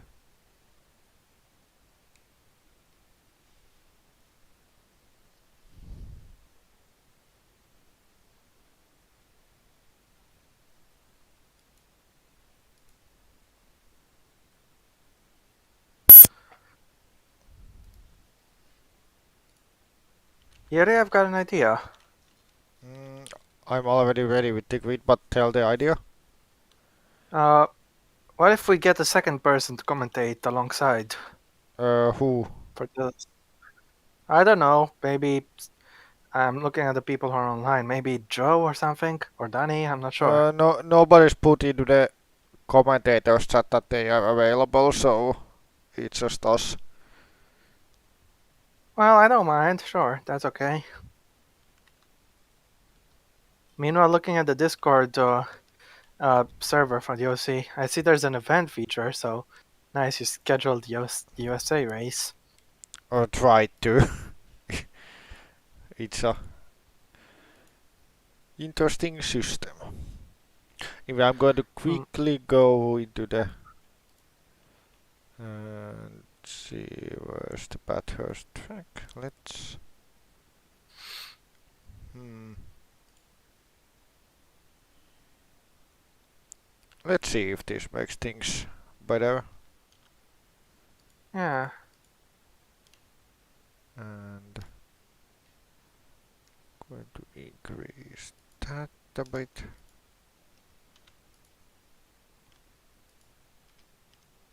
I mean, it cannot get worse.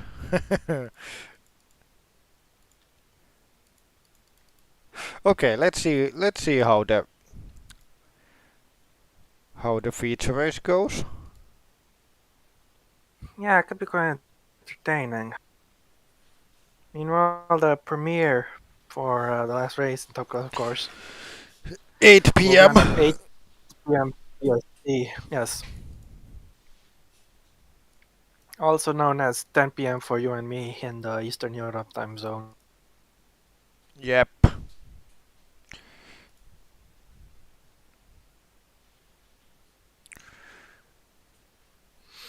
As we are 2 hours um, Ahead of him. in front of BST. Yep. Well, and we change clocks at the same time as the British, so it's always a 2 hour difference. You know what's the definition of British bias? Tell me.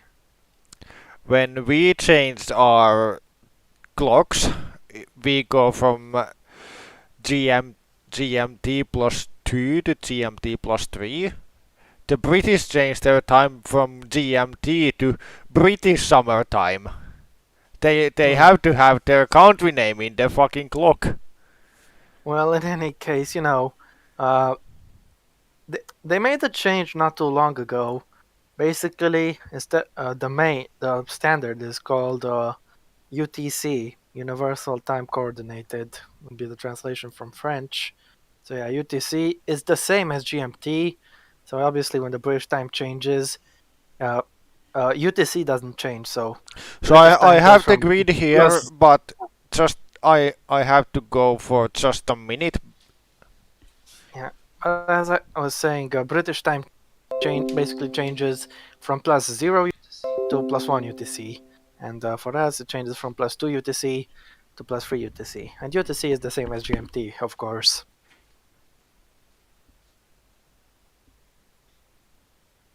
In any case, Yuri, you forgot to give me the screen for when you return, of course.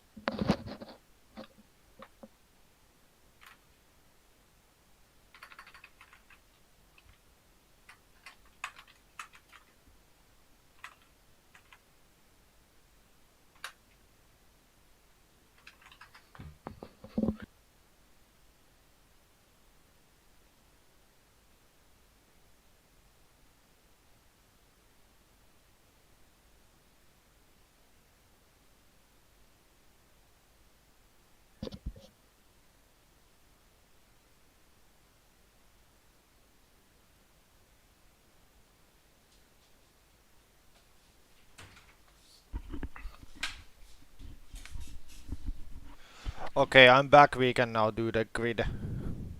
All right, sure thing. Oh yeah, But Yuri, you need you the didn't give me the screen share. yeah you need that screen share. There we go. Anyway, as I was saying while you were away, British time is GMT, and GMT changes to BST. But there's the universal standard is now called UTC, which is the same as GMT. Obviously, UTC doesn't change. So Britain goes from plus 0 UTC to plus 1 UTC when they change the clocks. But in any case, I still don't have the screenshot. It just shows your profile. Oh no, and I have to click on watch stream. I'm an idiot.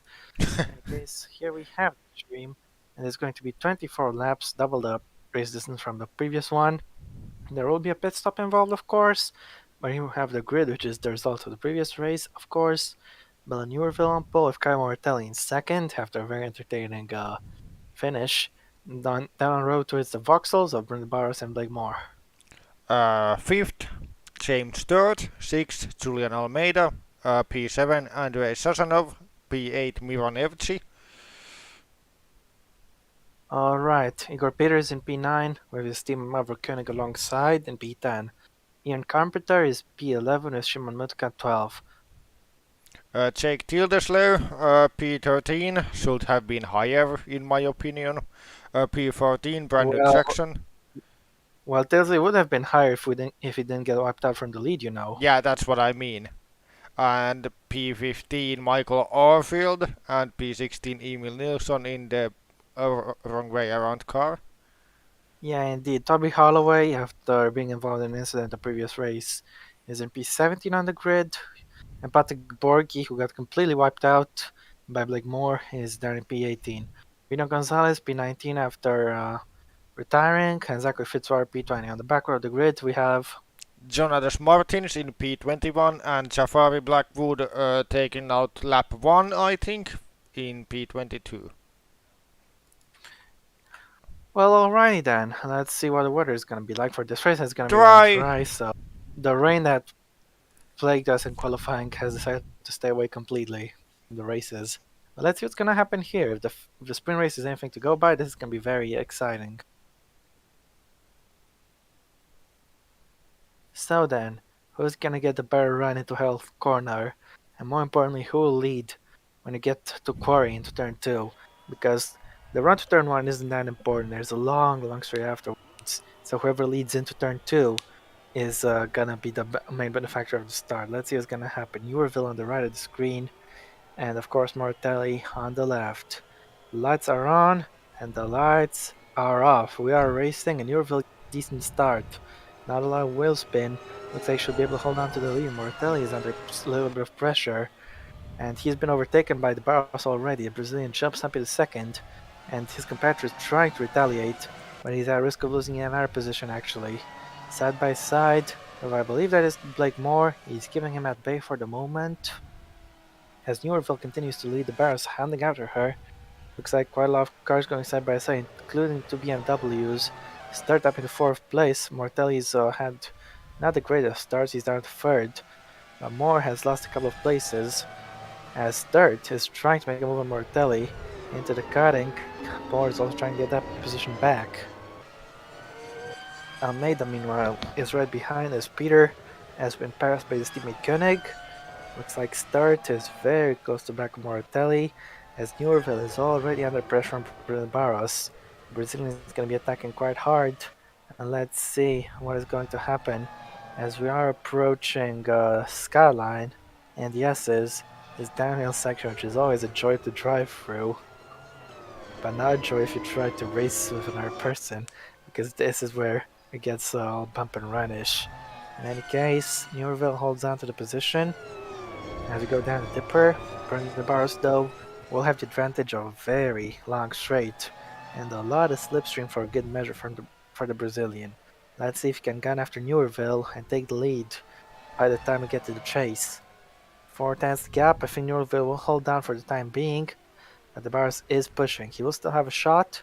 Let's see what he can make of it. Meanwhile, Moore is coming back at start to retake P4, which he lost at the start, and he has retaken it alright. As Barros hangs back, Newerville will lead the first lap. Sazanov is up at P6, so good effort for him, as Nielsen has just been passed by Holloway for 17th. Barros hangs back from Newerville. Newerville will lead the first lap, and will get the points for leading a lap, obviously. We're on to lap 2, but the Barros is still close by. He might have a shot into Quali. He sets the early fastest lap of this race. Starting in third, and now he's getting for the lead. But then he's already losing a lot of time, I think, Pierre. Yep, Moratelli seems to lack the pace compared to those two. Got God yellows, damn and it! it's Sarfield and Tildesley. They've come together. This was a big moment. They were side by side. It's not like Arfield was trying to attack Tildesley. He was fighting with somebody else, and Tildesley was just there I at don't the wrong I don't time. understand this corner. Well, Yuri, it's not called Hell Corner for no reason. Anyway, Tildesley is still in the race. Arfield, can he keep going though? No. Looks like the marshal is coming in to get him. Arfield is out. No. Ah. No, the marshal is out. Arfield tries desperately to get back on the road. As Mutka has just made a move on Carpenter. Moore, meanwhile, he's got right back to the back of Moratelli. And he's gonna try to go for the outside here. No way. And he stays behind. Has now down the S's. Has he got back on track? Yeah, way off, but on track. Yeah, but Arfield hasn't. Yellow flags are out for the first corner, of course. So don't expect any moves there, as Burst is still very, very close. Fruit Forest, whatever. Forest, or some. I don't even remember the name of the corner in the head right alongside me. And anyways, Moore is making a move up the hill towards the chase onto Conrad straight. The bar is still hanging back. And there's another move behind. Sturt fighting for position, jostling with Almeida, who's got him. Mortelli drops down to fourth. Sturt comes back at Almeida, and Mortelli just had a spin. He's actually hit the back of Moore, and Sturt's gonna hit him yet again. Oh my goodness me, Sturt's on himself around. Gonna gain a number of places, and these guys are gonna have to wait for a whole lot of people. Moore got hit from behind Why by are they Mortelli, acting like this? This is so stupid. and then the return was a little dangerous. So Blake Moore drops to the back. So does James Sturt. Sturt was having a great run, but And there's another. it's Almeida. It's Almeida, I think. He's the one who crashed. As look at this, we got a big moment here with Martins trying to attack Urbino Gonzalez. But who's the one who crashed? Was it Almeida or was it somebody else? It was Almeida. He was up in the third, and he got wiped out completely by Koenig. And Koenig, extremely aggressive, but having started in 10th after just 2 laps, is up at the first place. Newerville sets another fastest lap, but there's still a lot of chaos here. Newerville leads by 1 second over the Barros as FG is hanging back from this battle in front of him.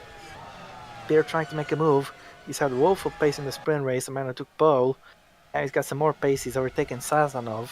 He's gone past the championship leader, and FG's gonna try to do the same. Incredible start for Koenig. He's up 7 places, up into the podium places, but a long way away from the front two, who appear to be in a race of their own, Yuri. Yeah. Now the Boros is dropping back. Indeed. Not too much though, I don't think. Meanwhile, Peter, his pace is definitely back to what it was in qualifying.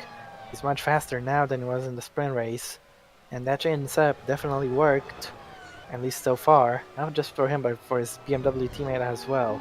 1.4 between the leaders, so the bar is struggling to keep up. But keep your eyes out on your Peter, because he is racing his compatriot Camaratelli, and is gonna try to get him into the chase as we go through the forests, whatever thingy corner. What was it called again? Forest's elbow. Elbow. I was thinking knee or something. No, it's elbow. As now up the hill we go into the chase. Peter has a very good run. He's got the overlap. He's ahead of Mortelli. And Mortelli still has a little bit of slipstream. He's gonna try to dive it back past him. He is not. Stays nice behind, and he doesn't cause a collision this time. So Peter up in the fourth. BMW, our P3 and P4, very good showing for them. As FG now is gonna dive in the last corner, and this was, you could see that from a mile away. He's completely taken that guy out. I'm not sure who it was because his car blacked out. But it's Satanov, it actually was. The championship leader is out. Looks like Jax is gonna try to attack FG, and Brandon goes for it. He's completely crashed into FG, and he's lost the entire bonnet. The whole thing came out, and there's another car going wide. Somehow avoiding the bonnet, but Blake Morse is the fastest lap. And this is just pure, unadulterated chaos right here. Another 3 retirements in the space of 2 corners. FG is out, and Brandon Jackson I think is also out. I think we're gonna need to take a look at a replay of that. Nah, it's the buggy corners. Was pretty clear what happened there, so let's just get on with the race. Alright, the Barca has lost a further 3 tenths. He's 1.7 down to Newville, doing quite well on her quest to make it 2 on the trot here at Bathurst. As Emil Nilsson, who crashed out in the first race and finished at the back in P18, is now up in the P8. He's gonna try again for some points, and the guy in front of him is Patrick Borg, another man on the comeback mission. Borgi got completely wiped out when he was fighting for P4, and now he's trying to stage a proper fight back. As this was, I think this race has even more chaotic than the first one, at least so far already.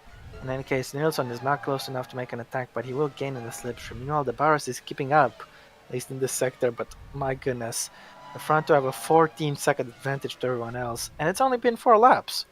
Yeah, but everybody else has been just crashing around, so. Yeah, indeed. He had a little. Here's another crash going to happen. Yes, Nilsson just completely punts him out of the way. And Borgi once again wiped out at that corner. And he's dropped out of the points. Martins goes through, Gonzalez goes through. It's top 10 who gets points in this series, right? I think. Okay. Well, Gonzalez is getting closer to that top 10. Meanwhile, Carpenter is making a move on Gonzalez's teammate Nilsson. And somehow these guys didn't crash, but Carpenter will be under a little bit of pressure from Blackwood behind. With Sazanov out, this is a good chance for Blackwood to get back the points he lost in the first race, as Moore has just hit Gonzalez off the road. He went for the inside trying to recover in this race, and poor Rubinho has to pay the price for that dive bomb. As you can see, there's a reason why this is the last season of this series. I think the AI was not being intelligent at all, as Moratelli is under attack Miss Maz's teammate Mutka is trying to go around the outside of the cutting, and somehow they didn't crash into each other. But that was a brilliant move from Mutka. At least he can race cleanly. DeBarros meanwhile lost for 3 tenths. He's 2 seconds down on Newville, but don't forget pit stops are a thing in this, so fuel strategy might play a role in this thing. As for Blackwood is getting on Ian Carpenter, he's very close to the back of him actually. Is he gonna try something into this section of corners? Not quite sure, but it was very good to see a pass at the cutting there, Yuri. To be honest, David, some of the people who have signed up into this have been appearing in the chat at times. There's lot of them that haven't.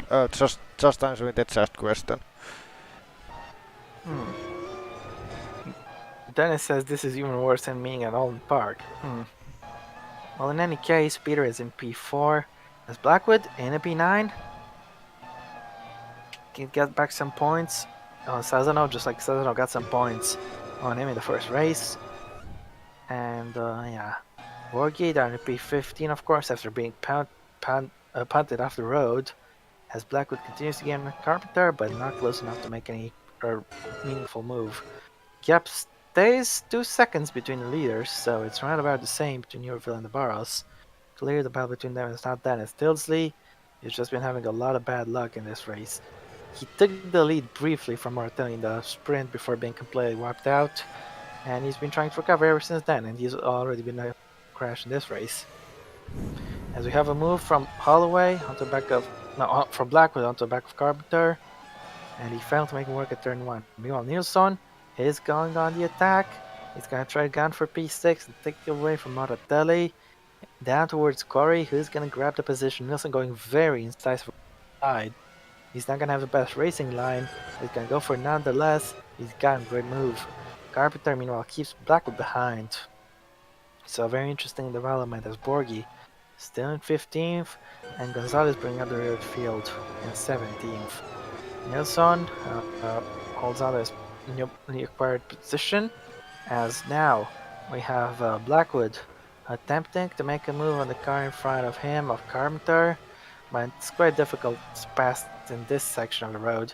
As we go through Solomon Park, yeah, it's not close enough whatsoever. And to John Hicksman Vista up next, not much really to say. And to McPhillamy, and not much happened either. Now down to Skyline, and the Bars has just gained a few hundreds on Yorville, so that fight's not over. Not by a long shot. Blackwood staying behind down the S's. He's not gonna be brave enough to stand into the Dipper. And obviously you can't pass it to first elbow. You can get a good exit and set yourself up for a great round onto the straight. So let's see. Carpenter doing quite well to defend for himself, really. Blackwood actually lost a little bit of ground. He'll gain back in the slipstream, but not enough to make a meaningful move. So yeah, Blackwood is gaining, as I said, but he won't be able to attack here. Maybe into the last corner, but who knows. I think he's very, very eager to get some points today, as the Barbs has lost a further 10th to Newerville, but these two appear to be evenly matched. Koenig is also not gaining or losing to either of them.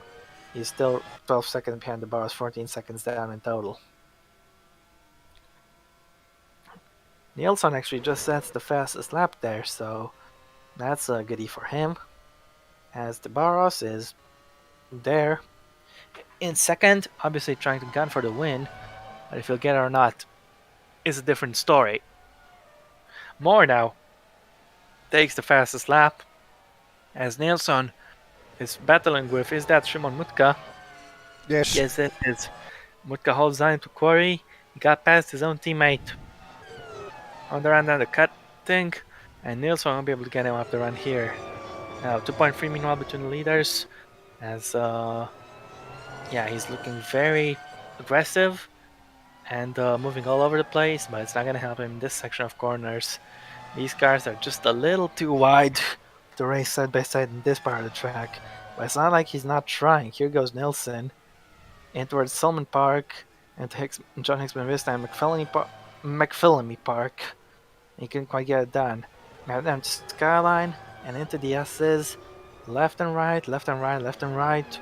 Nilsson having to stay back. He's gonna have to make it on Conrad straight and up towards the chase. as Mutka holds on to P5 for the time being.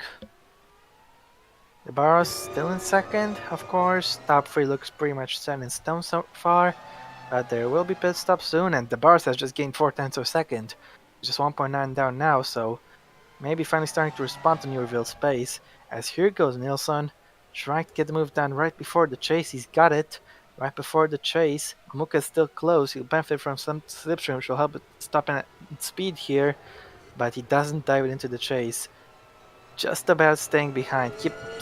Gets his nose in there, but doesn't risk any further. As meanwhile, Carpenter has just been overtaken by is that Jafari Blackwood in front? I'm not sure because his car turned black. No, it'd still be Holloway. Mortelli, meanwhile, he got overtaken by Blackwood, so Blackwood making major progress. He's up at the 7th place, and Mortelli drops down to 8th. The man who just narrowly lost the sprint race is not doing so well right now. As Fitzwater is trying to make a move for P10. Careful, boys. He's stacking Carpenter and staying behind. Meanwhile, the Barros, he gained 3 tenths earlier, now he lost 2 tenths, 2.2 down. Fitzwater, meanwhile, under some pressure. Is that Sturt coming in from behind? I'm not sure, but here goes Fitzwater onto Carpenter. No, it's Martins, not Sturt. Fitzwater, great move there into Quarry. Carpenter goes a little deep. Let's see if he'll be vulnerable in towards the cutting. No, I don't think Martins is close enough here. Koenig, meanwhile, pulling away from his teammate Peter, he's just gained 3 tenths in last sector. So his pace is quite encouraging. Meanwhile, let's see what's gonna happen here.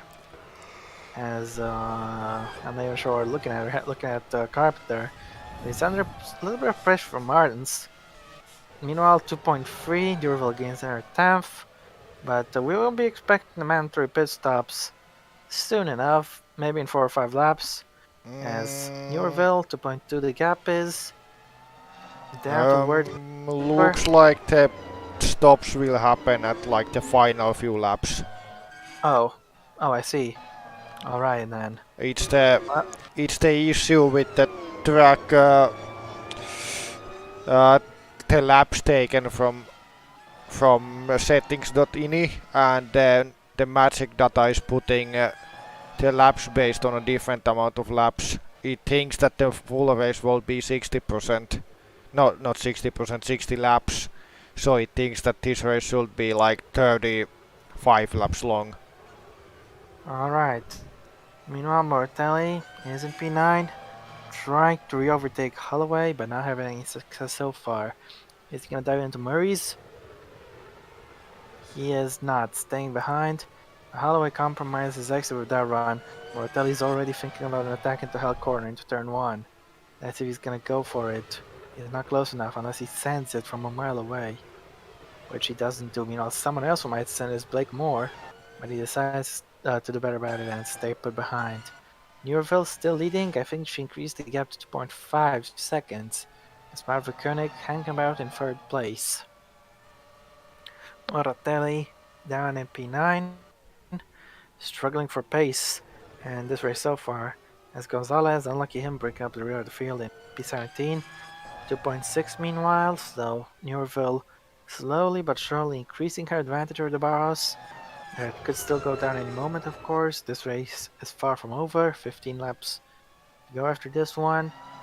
Gonzalez are really unlucky. He might have had a shot at the point or two, but he got hit from behind. As Carpenter has just been overtaken by Blake Moore. Moore trying to make a fight back after being involved in some drama early on, having spun around and everything. Yeah, Carpenter lost position to him. He's trying to stay close to the rear of him, but I don't think he can keep up at all. Koenig, meanwhile, extremely lonely in this race. Massive gap to cars in front, massive gap to his teammate. As now look at this, Nilsson just dived past Peter onto the straight, but he made a move extremely early. Peter will fight back in towards the chase. Let's see if he's going to send into the chicane. Peter, he is going to send it. Yes, are they going to crash? Yes, they are going to crash. And Nilsson has a spectacular barrel roll. His car completely falls apart. And my goodness me, is the driver okay? Like, the annoying part is that this is not surprising. Yeah, But either way, Emil Nilsson, who was having a very solid fight back 15th, is now out of the race. And that was just clumsy from Peter. Not the first time he caused a crash there, but that was very, very clumsy. In either anyway, he's got a position as Fitzroy is gonna go for the inside And Mortelli. yeah, there's the That's it next there. verse about to happen. Yeah, Mortelli gets spun around. Fitzroy holds on, but his exit was massively compromised. Martins might have a crack at him. So let's see. Because Jonas Martins on the left and Blake Moore on the right. This could be an epic moment. Who's gonna get the position into Quarry? Looks like Fitzroy is gonna hold on, or is he? Here goes Moore trying to get both of them for the price of one. It looks like side by side with Martins. He's got Martins more up in ninth place. But Fitzroy holds on to the position he took from Mortelli. So yeah.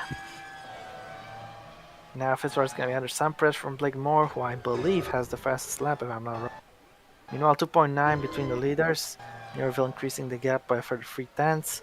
As Mortelli still hasn't got back out on track. His teammate Shimamuka is in P5 in the meantime, thanks to Peter wiping out Nilsson. I think that was very clumsy from Peter. What do you think? Obviously, the corner is bugged, the whole track is bugged, but still was a clumsy move. Gonzalez up to 15th meanwhile. Still got a long way to go to chase a point though. As you have Blake Moore and Jonas Martins and Jake Tilsley. Tilsley's back up to P12 as Mortelli still hasn't gone back out on track. he's He's trying to trying. still hit the wall.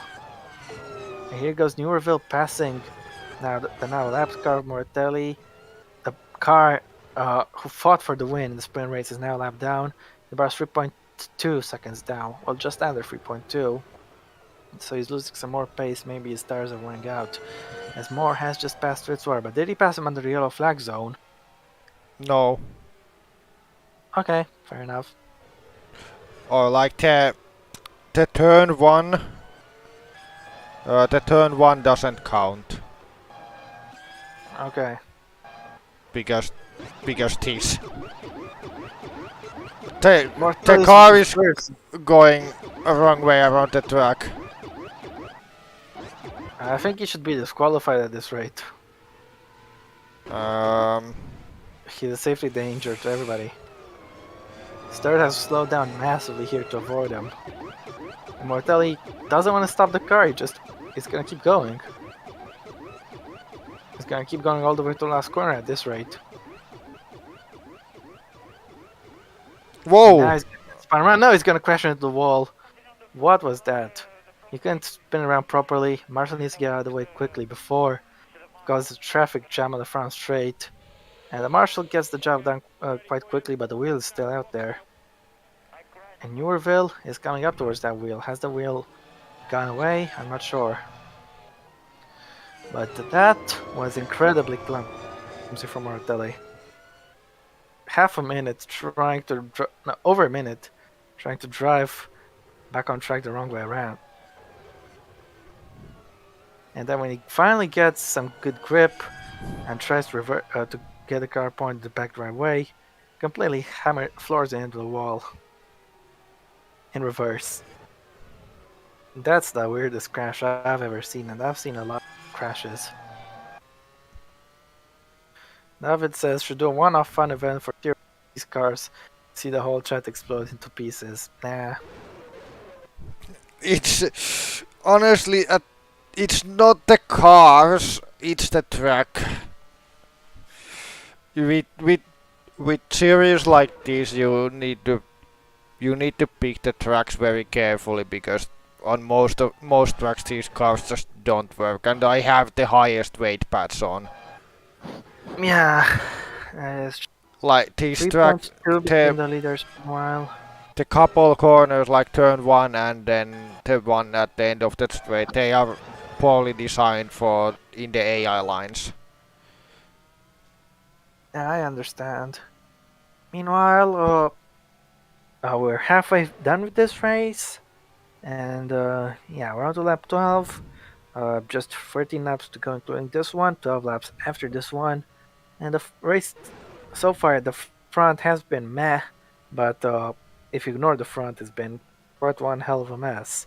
The two red BMWs are looking good to take third and fourth for the time being, as Marvel Koenig is having just a nice Sunday drive.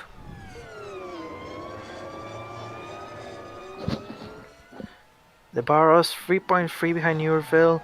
He's obviously pushing very hard to try to keep up with the Belgian, but doesn't exactly have the speed to do that right now. He just gained a few hundredths of a second on the last sector, but he's going to need to gain a lot more if he wants to win this race. As you have Ian Carpenter down in P11, he's got a 5.5 second cushion to Patrick Borghi, so he doesn't have to worry about him right now as he goes down the S's. And if I'm not mistaken, this is the 2013 version of the track, is it, Kiri? Yes, at least on the file. Okay, here we have Marvel Koenig, just having a nice Sunday drive in Australia. A little bit like Charlotte Leclerc, I guess, but in any case. Koenig in a race of his own. Looks like his teammate Igor Peter, though, might have a little bit of a problem to deal with. He's got a few cars close behind him, so I should jump with the camera to Peter and see how he's handling things, because he is under attack right now. And here goes Shimon Mutka. No, no, Paul no, gonna try to no, take the no, no, Brazilian no. to turn Yes, one. good. Backs out. Smart thinking there. He doesn't want to throw it all away. And he's got a good exit. And yeah, got some decent traction. He's gonna use it. Use the full power of that engine and try to get him in towards Corey. Down the mountain straight we go. And good defending actually from Peter. He's kept him at bay. Mutka's gonna have to try something draconic perhaps, where he's already made a move before on his own teammate though, so I'm not sure he was fought that hard before. And this time can't do anything in the cutting. 3.8 meanwhile, so Newerville has increased her advantage even more, but the pit stop stages could change things, who knows. Meanwhile, Peter, trying to defend from Mutka, just needs to keep on the racing line, and he'll be in front in this section. If your opponent has the racing line, there's no overtaking them in this part of the track. So yeah. As we are onto the approach of Skyline, Mutka might actually try something here. No, not close enough. He's gonna have to hang back and just go for it onto the Conrad straight. As we go down the S's, left, right, left, right, left, right, and into the dipper. Braking hard, turning in. The bars has closed back up by 3/10, so it's 3.5 once again. And here we go. Mutka quite close. He can get full advantage of that slipstream, and he's gonna hope he can get Peter before the flat right-hander, but he's not close enough. Is he gonna hang back and send it into the chase? He's gonna hand back, but he's not gonna send it. I think he's been informed what Peter can do on the counter, so he just decided to hang back. And maybe go for it into Quarry once again. We're on to turn 2. What do you think?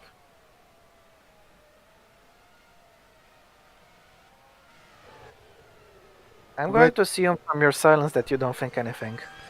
I actually didn't hear the question. Oh, I'm saying Mutka might be hanging back in the last sector and just trying to send it, set up a move for turn 2. That's what I was saying. Yeah, that, or maybe he doesn't have a straight line speed. Well, in any case, he's gonna try once again into Corey. He's going right, and all he needs to do now is get the overlap on him and be better on the brakes. Problem is, he hasn't got the overlap so far, so he's gonna have to be last or late breakers, and it's not Shimon Mutka. He needs to hurry up though, because he's under pressure from behind. Afterwards, the cutting, Blackwood is all over the back of him, and Mutka has lost quite a lot of time in the first sector. He's gonna have to worry about Blackwood more than about Peter. But Blackwood is having an incredible race, having crashed out early in the sprint. Obviously means he started at the back. Now he's fighting for 5th, so Blackwood doing an incredible job. Sazonov, sure, he scored a few points in the sprint race, but now he's out. So, and now Blackwood is having a better showing than his teammate in the sprint. So, on a net from today's meeting, Blackwood will have gained some points, assuming he just finishes this race. As down the S's we go, it's a 4-car train, and I believe that 5-car train, and the car right behind Blackwood is Blake Moore, if I'm not mistaken. And if I am mistaken, then obviously I would be wrong. It's Toby Holloway and then Blake Moore. So Blake Moore is the fifth car. Yeah, Shimon Muka is going to get another shot. He's much closer than he was on last lap. Now he's going to go for it to try to get Igor Peter in towards the flat right-hander of turn 20. And then before the chase. Gonna get him now? Yes, he will. Will Peter counterattack? They're still side by side, actually. Peter will counterattack. No, actually, he backs out. Not going for his late aggressive move, it seems. As the gap between the leaders has increased to 4 seconds. But I think Peter has conceded defeat. He's not trying to get back the position. He's going to have to worry about Blackwood. Blackwood is going for it. Into the last corner. He's taken out Peter. No, he hasn't. He just had a little bit of contact. And now Blackwood is gonna have to worry about Toby Holloway. He needs to shut the door, make sure Holloway doesn't get a sniff. As Moore is just overtaking Holloway around the outside. Brilliant. Now he's going for Blackwood. Somehow they didn't crash, so They that's good for him. survived. So at least we'd still have like... Look at that. Moore has been overtaken by Holloway, so they Yeah. used to trade places, and now Holloway is gonna try to get Blackwood in towards Quali. Here we go. Into the fast right-hander. Goes Toby Holloway. Careful not to understeer, and a great defense from Blackwood, but that defense comes to an end because Toby Holloway has gotten the position from him. Up the cutting, Moore is trying to get the better of him as well. As Munt gets pulled away from these guys, he secured P4 for himself. Speaking of 4, Bathurst is 4 seconds exactly down Orville. So it looks like the wind's slipping away from him. The Bar's gonna have to sell for second, unless he has some more pace and more pace yet to extract, of course. As you have Moore trying to make a move around the outside here, impossible. And yeah, now that's Skyline. He's not close enough. He's gonna have to get a lot closer for him to make him on the back straight. But it looks like Blackwood is getting back in the mojo. He may have lost that position to Holloway, sure, but I think he's very, very good to get back. His pace is still decent here. Yeah, it's decent, but I think if Holloway just gets Peter, it will be over. I think Blackwood has to fight more. The Bars just gained 4 tenths meanwhile, and now he's just lost 2 tenths. But Peter is a little bit quite far in front from these guys, as Black was going to have to worry about more. More spreading tucks back into the slipstream, so he didn't try to go for the attack in the turn 20. Let's now go for the chase. The uphill chicane, of course. Moore couldn't quite get him, but he's very close in the last corner. Blackwood senses it, he's defending the inside.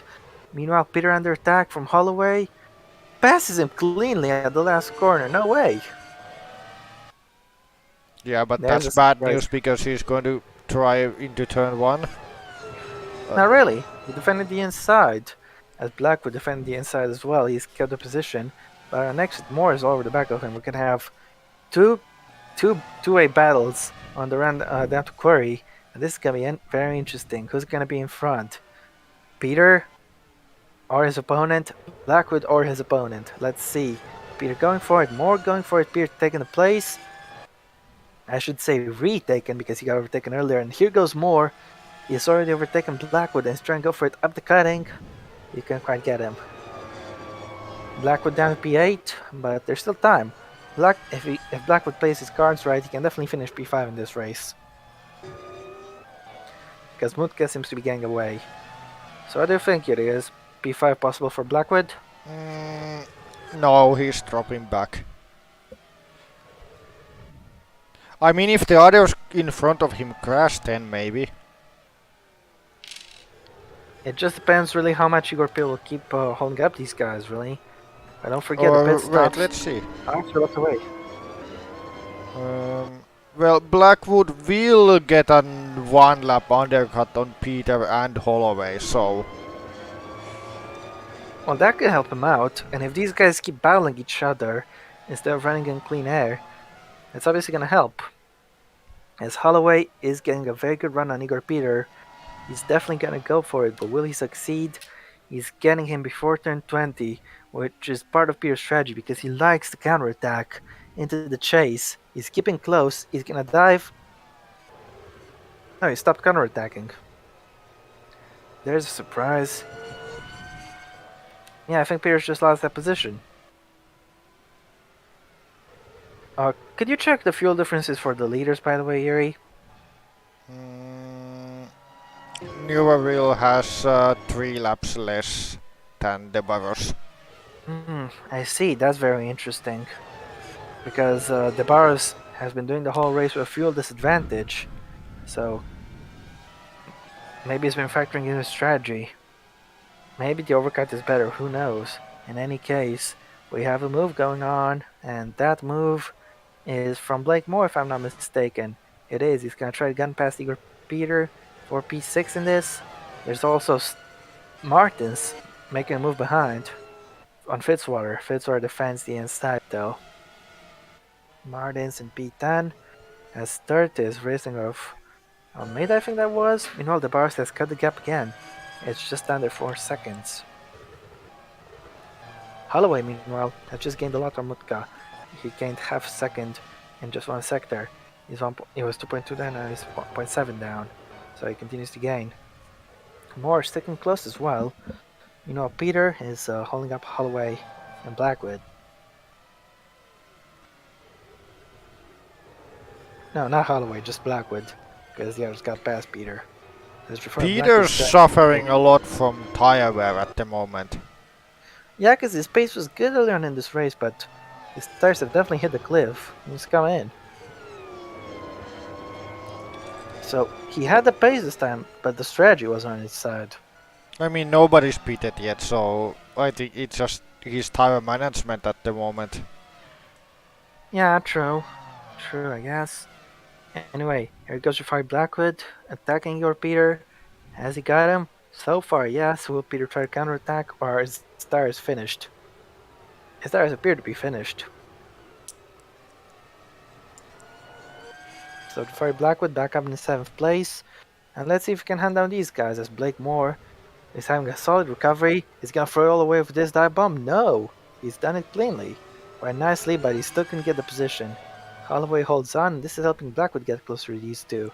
He's gonna dive turn one again. No, he's not. But Igor Peter might just about dive it. He dives it, and Blackwood stays in front. Thankfully, no contact.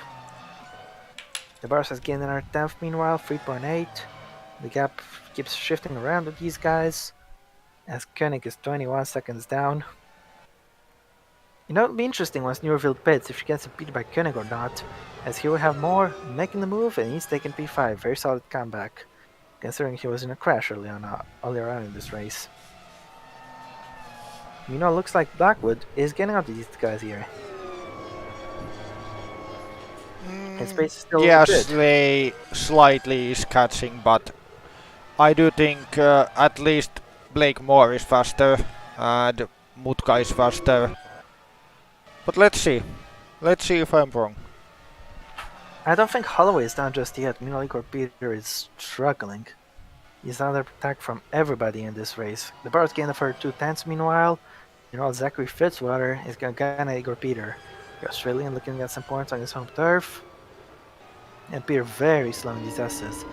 Sure, they're slow corners, but Peter's going even slower than he should. I think it's got Fitzwater unawares because he's lost some time. As Peter has a good exit from the Dipper, he might just about be able to hold on. Newville comes in. The race leader is in, and this could be a big role in the outcome of this race. Well, first car in with a scheduled stop, of course, 8.1 seconds, and I think she's going to emerge behind Marvin Koenig. Unless Koenig is also pitting. No, Koenig stayed out on track. But she's not going to emerge immediately behind, so she's not in traffic. Bars is going to come in 3 laps time. So if Newville gets any traffic or not, that could be what decides this race. Either way, she's in clean air for now. It'll be a question of when she catches Marvin Koenig. Because Koenig could impede her and give this race to the Barros, which could be an interesting play. Fourth elbow. Alright, Fitz. Speed stop. Alright, speaking of Fitzwater, here we go. He's on the back of Igor Peter. Not close enough to go for a new car, but he's gonna go for it nonetheless. Peter shuts the door. The car is. The car goes back to the outside. The car is. You ready? Look at the way how unstable Fitzwater's car was during this move. Yeah, indeed.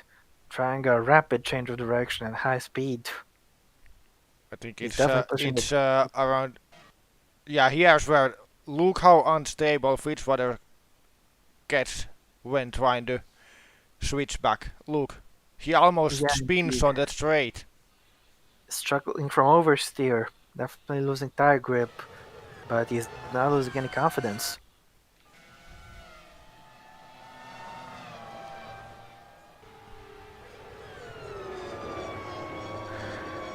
So, Neurville is 4.5 behind Koenig. If she catches him or not, that'll be very interesting. Yellow flags, and last corner And is for Gonzalez, yeah, and that's there's miserable finally speed not into a crash, but a burning car. yeah, engine failure for Bino Gonzalez, and he could have had a shot at points today on both races, but I'm afraid he's gonna go home with nothing.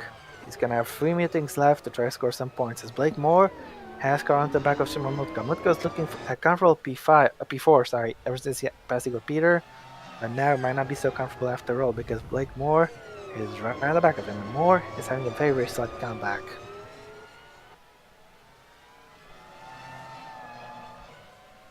Didn't Moore also finish P4 in the previous race, by the way, Yuri?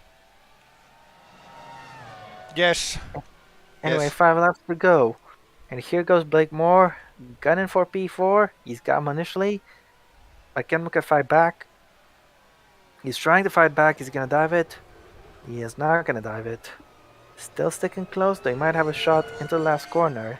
And tomorrow he's lost a lot of time in Yeah, the chicane, in the he's chase. made a mess out of that. Indeed, Peter meanwhile holds down to P8. He's keeping Fitzwater at bay. Maybe he's gotten his tires back in the operating window. I'm not sure the Oh temperatures. As wait, Fitzwater's oh. gonna dive it in the last corner, and Peter's tires are done. He can defend. Moore is in. Yep, scheduled stop for him. Watch for But Peter though. He's gonna try to turn around to fire back. No. Next though, on targeting him will be his compatriot Jonas Martins. Peter gaining in the slipstream on the mountain straight and in towards Corey. Let's see if he can be able to get him down the hill where Fitzwater will be able to hold on to the position he just captured. Peter goes for it, has the inside, has the overlap, and he's got him, yeah. So Fitzwater's gonna have to do all it's a that big hard work fight again. between these two. Yeah, and Martin sitting back for good measure. Obviously, all three of these guys have moved up a spot because of Blake Moore pitting, but they're gonna have to pit as well. And look where Moore emerged, just in front of James Sturt.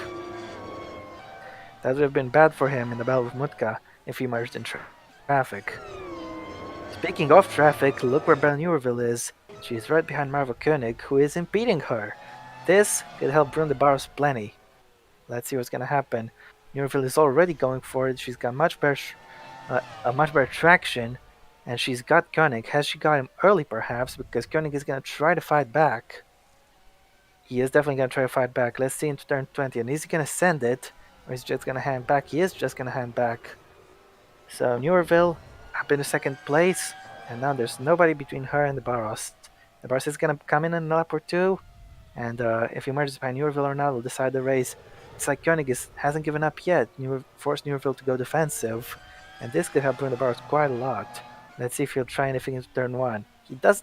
He's not racing her for positions. Newerville says the fastest lap. Koenig is gonna try in turn one, but he can't get it done. He might still try into Corey, but in any case, Newerville has gained a lot of time on the Barras. As Carpenter and Borgie have just collided at the chase, and that's a big crash. That's a big one. That's the usual stuff at this corner. It almost felt like we hadn't had a crash in a while. Yeah, like 5 laps. What happened to Fitzwater? He just lost a number of places, I think, as Blake Moore. Oh He's no, he just came pitting. to the pits. Yeah. Yeah, Blackwood also pitted. Carpenter still struggling to rejoin. Looks like the undercut was the bird call though, because Newerville is much faster than the Barros right now. Once the Barros pits, he'll have fresher tires, but he'll only have 2 laps of racing, so it's not gonna help because he's already lost a second just on this lap alone. Koenig couldn't help him enough. Martin's in a provisional P7, but he's yet to pit a course. Blackwood emerges just in front of Tilsley. Tilsley is still hungry though, so let's see if he can make a move into the cutting. Carpenter come again for a stop meanwhile.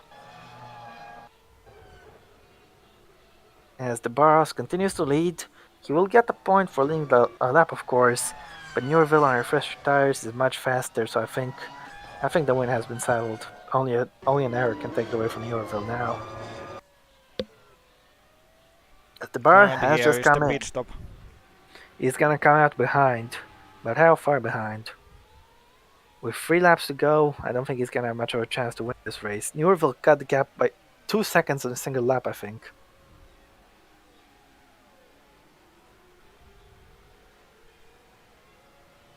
Yeah, fastest lap again, 2:02.998. Newerville's pace is amazing right now. 6.9 stop for the Barrows, but he's obviously behind it. He's much further back than he was before. If he has any consolation, he could at least go for the fastest lap now. Because I don't think he has a chance to fight for the race win anymore. 5.8 stop from Marvel Koenig. That was a brilliant stop. And apart from that little encounter with Newerville, ever since he got on the podium, he's just been in a race of his own, really. Meanwhile, here we have Koenig. He joins in P5, of course, but the only cars in front of him, aside from the 2 leaders, are cars who haven't pitted yet, of Nutka and Holloway. So Koenig will be back in third once these guys come to the pits. Meanwhile, here are Jonas Martins. There was a pit call further up front for him actually, and also for Holloway. Is that? No, Mutka, Holloway, Peter, and Martins, Stewart, and Tilderslow need to pit. Yeah, indeed. Meanwhile, Tilsdale is just in front of Fitzwater. This is not helping Fitzwater in his attempt to undercut some people. He's going to need to clear him, and clear him quick, as James Sturt is impeding Jafari Blackwood. Blackwood's also in trouble, and look at the lead Newerville has. It was around about ballpark of 3 seconds before the stops, now it's 10.7. The Bars did gain half a second, but he's run out of time, really. If the race was 10 laps longer, maybe Belarus could have fought and caught her, but there's an engine failure for Holloway. There's an engine failure for Holloway, and he's not going to come into the pits because his engine has just blown.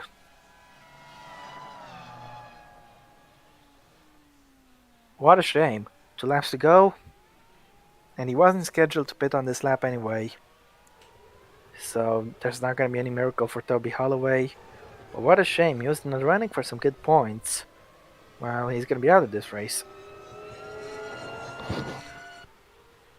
And I have to wonder if Brandon Bars can chase for the fastest lap in the remaining 2 laps, because he's going faster than Newerville as is. Oh my goodness me, some cars pitting there, and these guys avoid the chaos. But that was a big dive bomb. Failed though, no contact. Mutka's in, and Holloway crashes into a wall in disgust. Martins is in the meantime. Oil leak. Yeah, so that's what took care of him. Meanwhile, Sturt is yet to pit. He's going to pit on the last lap. As Blackwood is being impeded, could Blackwood come out behind the guy who was racing, that being Martins. Sturt helping his teammate out. Beating Blackwood, Blackwood takes a very strange line. And thanks to Sturt, Mutka emerges in front of Blackwood. 10.1. The Bars is much faster than Newerville now, but Newerville's undercut is going to give her the win, because she gained a lot of time in those 3 laps before the Barrows pitted. And in those 3 laps, that advantage is huge. The Barrows may be much faster now. That's not going to do him any much good, because he's not going to be close enough to catch and pass her. There's a 10-second gap. Meanwhile, here we have Blake Moore fighting with, is that Igor Peter or Marvel Koenig? That's Peter. Peter yet to pit though. Yeah, he's pitting this lap. Well, Moore's already got past him once, and he gained so much time on him that he's caught him yet again and fighting him for position. The Barrows gained another full second. Kept us down to 9 seconds, but he's not gonna gain the lead. He's not gonna win this race, but he might at least have a shot at the fastest lap seconds time if he's got it. As here goes more, he doesn't have to go for the move. Because this guy, his opponent, is gonna pit this lap. Peter's gonna have to pit this lap. The Bars didn't get the fastest lap, it seems. Now Spear had the tires to fight back, not that he needs to anyway, because he's not racing this guy. Well, he's not even trying. Moore back up in fourth place, and it looks like he's gonna finish fourth after that mess that happened early on in the race for him. Great recovery drive for Blake Moore there. As now Bella Newerville. There was no challenging her, I think. She led a masterful race, and the decision to fuel her 3 laps later than Ross paid off in the end. Barros may be much faster now. Thanks to that undercut, she built a very solid gap, and there may no closing that down. His third is also into the pits on the last lap. Let's see if the elbow strategy can pay off. I don't think it works in BTCC. To be fair. Oh, no, of course not. In any case, Bella Newerville has done an incredible job today. She won the first race on the last lap, having led only the last lap, and in this race she led every single lap except for the pit stop stages, which were led by the Barros. The Barros fought as hard as he could, but Newerville had the edge in strategy and just about narrowly in pace for the first stint, which means Bella Newerville is gonna make it to on the trot. All she needs to do, as she goes for Conrad straight last time, is grab the chase. The Barros maybe a second lap faster, but there's just too many seconds and too little time left to recover. Borgi actually just jumped up into P10, but the driver of the moment, the woman of the moment, I was gonna say man of the moment, but I don't think Bella Newerville is a man. So in case, here she goes into the last corner. Pierce not gonna score points, but Bella Newerville is gonna score a lot of points because she comes through to win, make it 2 out of 2 at Bathurst. Let's see if the Barros can get the fastest lap now. Here it goes from the Barros. He didn't get it. 3/10 of. Well, at least he has some good pace at the end. He'll be happy with that podium, even though he feels he could have won the race with a different strategy call. Who knows? Marva Koenig, the loneliest man in Australia today, will take a very well-deserved P3. Nice Sunday drive for the lad. Good job. Blake Moore, with unlikely recovery drive, started fourth, is gonna finish fourth.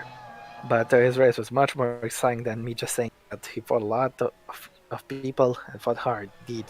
Shimon Mutka will finish P5 in this race. The only Mazda in the points, of course. The only Mazda in the race. He finishes P5. Good drive for Shimon Mutka. Jafari Blackwood will gain a net on his teammate. P6, some good points. All for him. Fitzroy finishes P7. Now Martins will take P8 in the Renault. In the Renault deal, I should have said. Jake Tilsey finally got some points in P9, though you feel he should have won that sprint race. Patrick Borgi, can he hold on from Pierre to get P10? The Barros is going to get run over, and this time Pierre misses out on the photo finish. He won a few races ago on the photo finish, this time he misses out on the points in the photo finish. His third finish is P12, and Ian Carpenter will finish P13. And is that last car, or is there another car left? He is It's the last car. Yes. Also, when we run through the results, I will just do it fast because I'm in a little bit of a hurry. Okay, sure. Well, Ian Carpenter finishes the race, and that's the race over. The Marshal's still standing after being run over, so very strong dude. But Newerville wins 2 out of 2. Great job. Here's the lap So, chart. did you think of that later? Only Newerville and the Barros getting points for leading a lap, of course. And there's the And- full race results. I'm going to scroll quite fast. Yeah. And just to confirm the fastest lap, Yes, the fastest lap goes to Blake Moore. Oh, Newerville never had it. Blake Moore had it. Newerville did yeah. have it at one point, but Blake Moore took it after his own stop. Yeah, so the Vauxhall's doing quite well for themselves. The Barros second. Yeah. But that's been it from us from Bathurst. Quite a bit chaotic, if I dare say so myself. It was a good kind of chaos, I guess. BTCC ain't coming back next season, but I hope you enjoyed this race nevertheless. Only 3 meetings, that means 6 races left. next time we will see you around for the last non-British race of the season at the. I actually forgot where we're racing next time out, but in any case, it's gonna be a fun one. But yeah, until then, that's been it from us, for myself and Yuri, and we will see you again for the next one, guys. Don't forget to tune in for the premiere at 8 p.m. BST today. And yeah, thank you very much, guys, and we'll see you again for the next